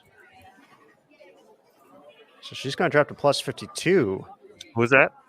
Taylor Boltice. Ah. So that means Courtney Ermish will go ahead of her. PWBA Greater Nashville Open. Ladies, add up those score sheets, turn them into the tournament office down behind lanes 49 and 50 as quickly as you can. We will get those scores verified and announced who will advance to our top 32 tomorrow morning at 10 a.m. Again, please sign those recaps, turn them into the tournament office behind lanes 49 and 50.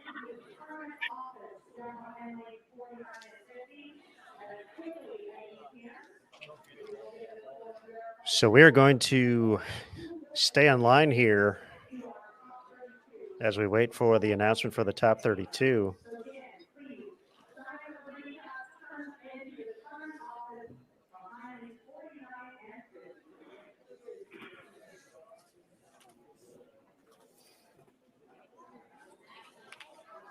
And patiently await the confirmation from our on-site team for the scores.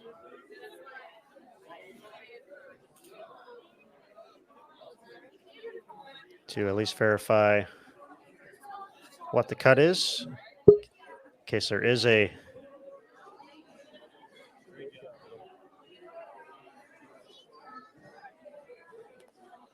tie for that final spot. Looks like we're going to have a guest joining us here in just a moment. So, Mr. Williams, if you're ready. We'll bring it back to us for a second here before we go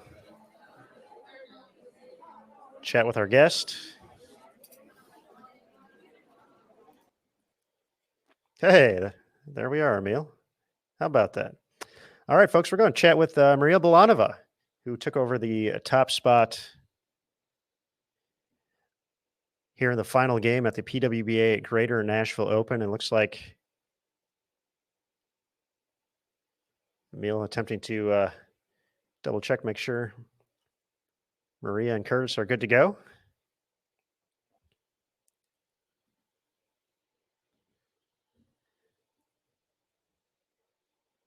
So we're trying to get that underway.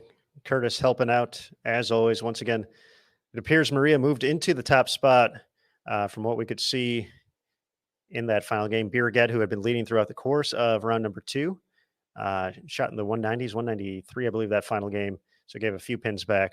Maria was only 3 pins back heading into that final game, but she was able to fire a nice final game to move ahead of her in the standings. So, Maria, can you hear us? She's good, Emil says. Let's bring her in then. Here we go. Hi, Maria. Hi. Hello. It's great to see you. Great to hear you. we got there. First off, congratulations on an excellent performance through your first 12 games here. This pattern looked pretty tricky yesterday during the practice session. What were your keys to success to be pretty consistent throughout the course of the block and find your way toward the top of the leaderboard? Well, first of all, it was really important for me to keep the ball right and the break point, so like 6-7, and I had to get it there really quickly. Because if I didn't, it literally hooked in my toes. I heard a lot about that. I can tell you that right now. A lot of friction on certain pairs. Speaking of that, though, this is a center you bowled and has certainly some familiarity with a little bit as a Vandy alum. Did any knowledge or previous knowledge of this facility and bowling here, did that help you at all today? Yeah.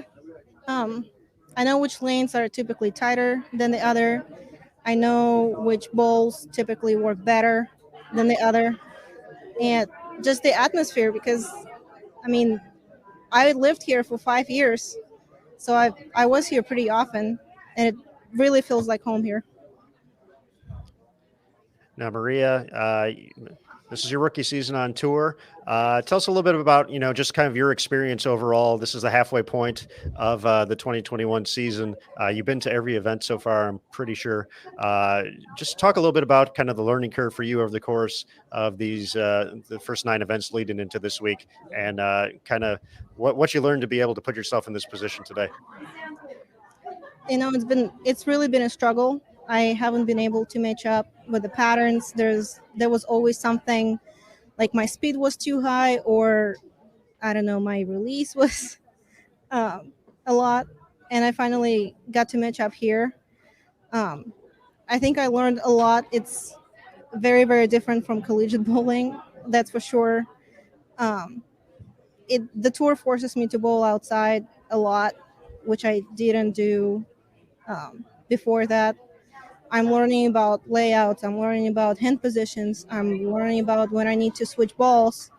Because before the tour, I was really, hesitant to switch a ball in the middle of the game. And now I can kind of see what kind of shape I'm looking for.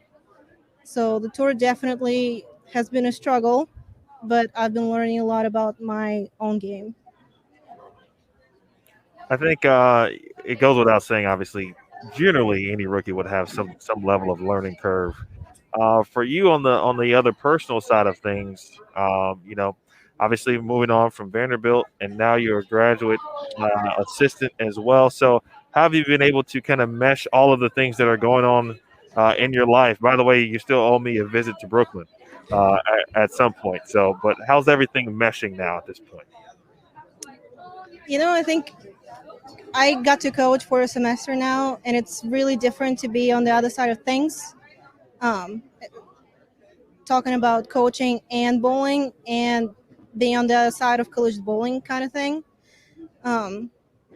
So I think it really helps me see the ball motion better, because now I'm kind of forced to watch ball motion because I need to actually help my team that I'm helping to coach. So I think it's definitely been a huge help on the tour.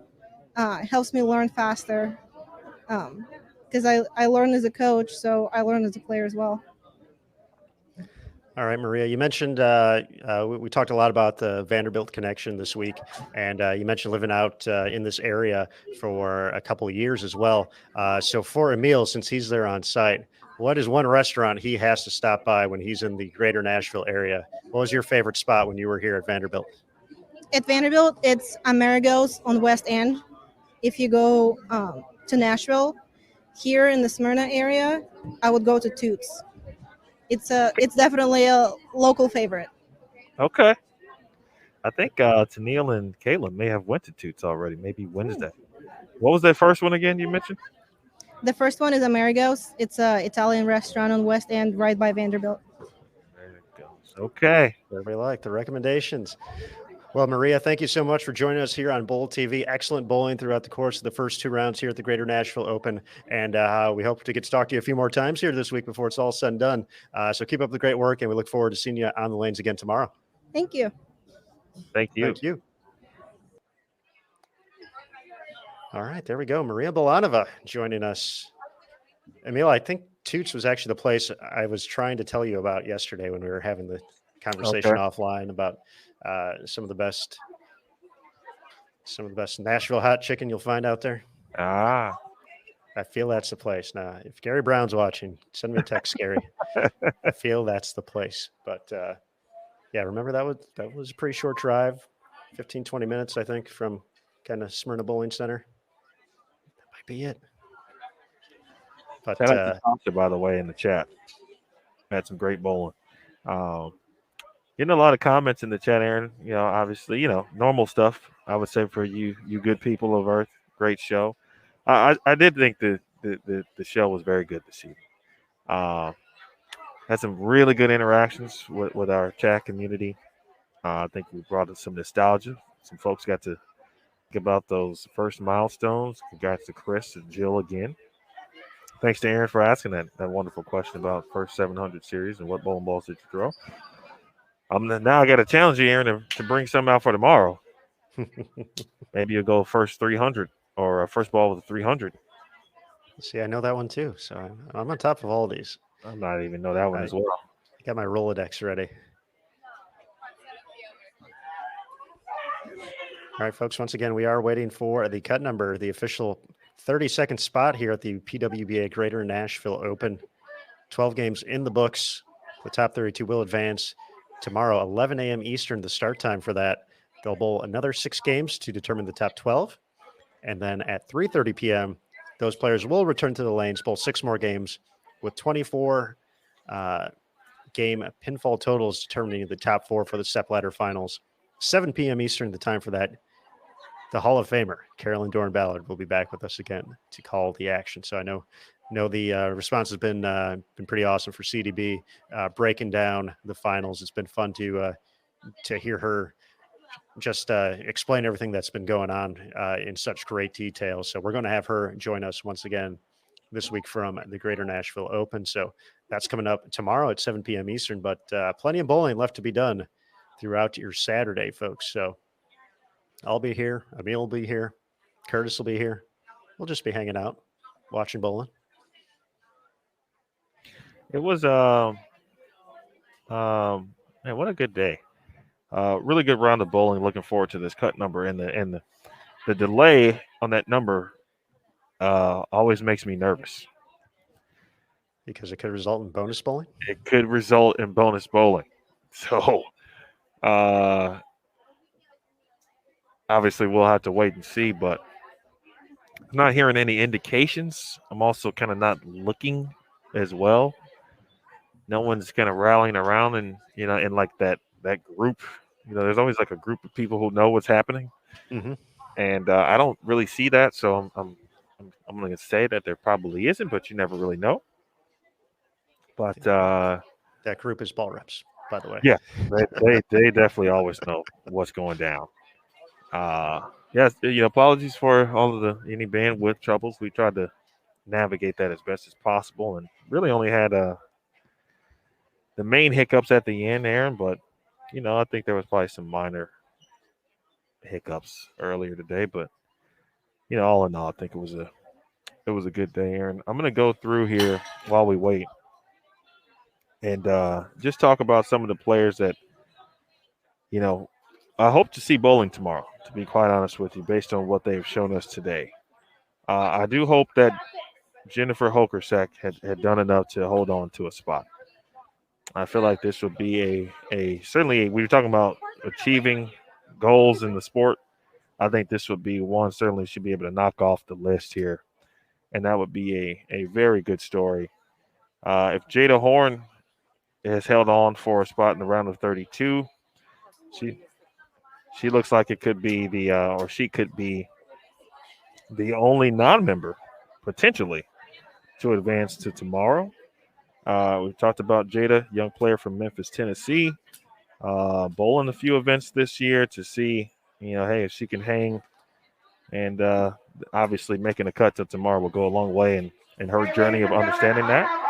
And there's Tennille Milligan. Tomorrow morning at 10 a.m. Your tournament leader is Maria Bolanova plus 261. 261, the number. Birgit Norek at plus 235. Birgit second. Qualifying 12, Dasha Kovalova, 178. Dasha in 12th. 24, Sydney Brummett at plus 98. And your 32nd and final qualifier at plus 40, Liz Culkin. Wow, dropped. That is the top 32. It dropped. Plus 40, Liz Culkin. Greater Nashville Open. Back-to-back weeks, making it exciting all the way till the end, making the cut. And we hope to see How about that? tomorrow morning. Have a great evening, everyone. Dropped to plus 40. Wow, that's nearly 20 pins. 20 pins going north. So that means Courtney Ermish, who we watched that final game, did hold on for a spot. She was at plus 55. What was Liz Culkin at? She was at 26 over entering that last game. So she shot 214 to become the number. So dropped a couple pins. Pretty interesting. So we know Lindsay Boomershine had a good game. She shot 225. So she went in the right direction. So just wow. That was unexpected. Yeah, and definitely up. And see, that's why Tennille Milligan is the best tournament director. Run him down, E. He just dropped off the final standing. So, you want to go with the whole deal? Let's do the whole deal. Let's do the whole. You're let's right. figure this out. Excuse me. Pardon the sniffles. I'm sorry. I have allergies. It's happening. Sinuses. Anyway. All right. So we heard Maria at plus 261. Brianna Cote is second at plus 243. Shout out to Tucson. Brianna Clemmer is third at plus 237. We heard Birgit. No, we didn't. I'm sorry. Birgit is fourth at plus 235. I think we did hear that. Alexis Nair is fifth at plus 234. Verity Crawley is sixth at plus 225. Shannon O'Keefe, seventh at plus 219. Stephanie Zavala is eighth at plus 215. Cassandra Luthold, your round one leader, is ninth at plus 207.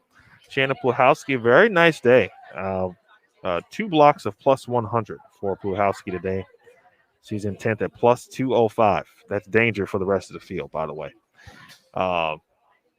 We can talk about that as the show ends. But Kayla Pashina, who's bowled very well today, is at plus 192.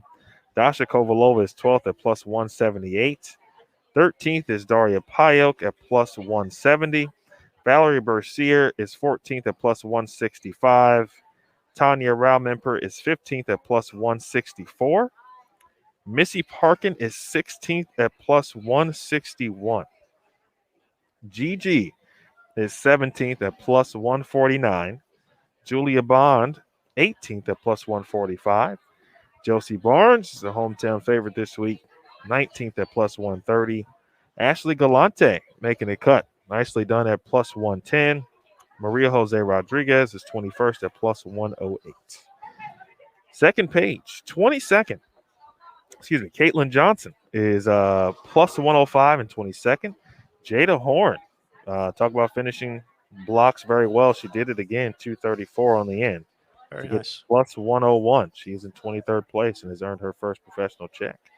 Sydney Brummett is 24th at plus 98. Sandra Gongora did make the cut. As someone asked in the chat, she's 25th at plus 91. Lindsay Boomershine is 26th at plus 85. Pamela Alvarez, first tournament back. She makes some money. Let's She's go. 27th at plus 64. Jennifer Holkersack, congratulations. She is 28th at plus 60. That's got to feel great. Courtney Ermish, we saw that, of course, 204 on the end. She shoots or gets to plus 55. She's good for 29th. Hosan will love this. Liz Johnson, 246. Wow. To get to plus 54. She is 30th. Taylor Boltice is 31st at plus 52. And, of course, Liz Culkin, your cut number at plus 40. Which means Lauren Pate, 33rd at plus 36. Jordan Richard, in a very rare territory for her, second consecutive week, she will not be bowling on Saturday at plus 35. Clara finishes at 35th at plus 32. I had heard some rumblings that Clara may have left at 7-10 at some point. And the way it was discussed, obviously it sounded like maybe a pivotal point in a game. Not sure, but Clara just misses there at plus 32. Danielle McEwen, 172 in the final game. She gets to plus 31. Very good showing there from Kayla Smith, who was close. At plus 26. Haley Richard, 38th at plus 14. Diana Zavyalova, 39th at plus 13.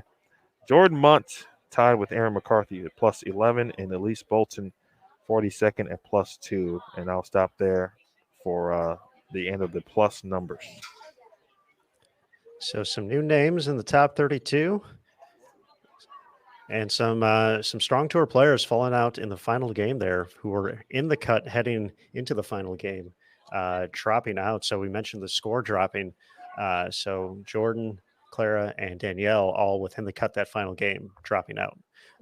So pretty crazy stuff happening there. Maria Bolanova at the top of the leaderboard. Quite a week we have developing here at the Greater Nashville Open in Smyrna, Tennessee. Aaron, it's going to be interesting tomorrow. We know it gets interesting on Saturday because the field obviously gets smaller, as we talk about all the time, and the players continue to get smarter, as well as the ball reps after seeing this pattern a couple of times now. So, hard to predict what's going to happen in the morning. But if the players, kind of start where they started this round, I don't know who that favors.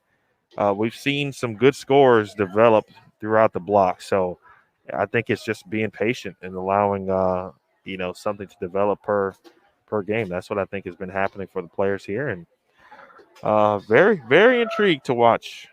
I have no idea what's going to happen. I think that's the best part. I mean, because it's jumbled up, man.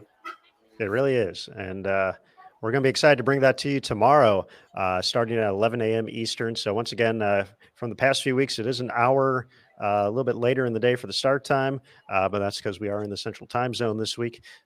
So 11 a.m. Eastern for the round of 32, 3:30 p.m. Eastern for the round of 12, 7 p.m. Eastern.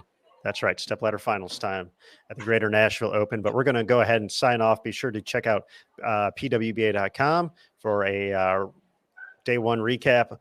Be on the lookout, of course, on the social media channels as well with a recap and some photos. I know Caitlin's already gotten a couple photos of Maria Bolanova ready to go up there. So be on the lookout for those. Of course, the thank yous, as always, USBC, BPAA, and their board of directors for the continued support of the PWBA Tour.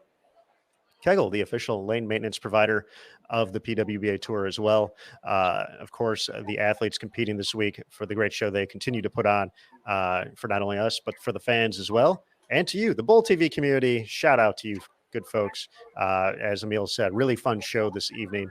Had a lot of fun discussing, looking back, just having a good time with y'all. So we got some more rounds to do that tomorrow. So we're looking forward to joining you for that. Of course, the staff at Smyrna Bowling Center, Chris and his team, and then the on-site staff for PWBA, Tennille, Caitlin, Kathy, and Cecil. Of course, taking care of things, taking care of business out there.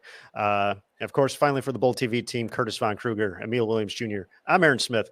We're signing off for tonight. We'll be back tomorrow, 11 a.m. So close. 11 a.m. Eastern.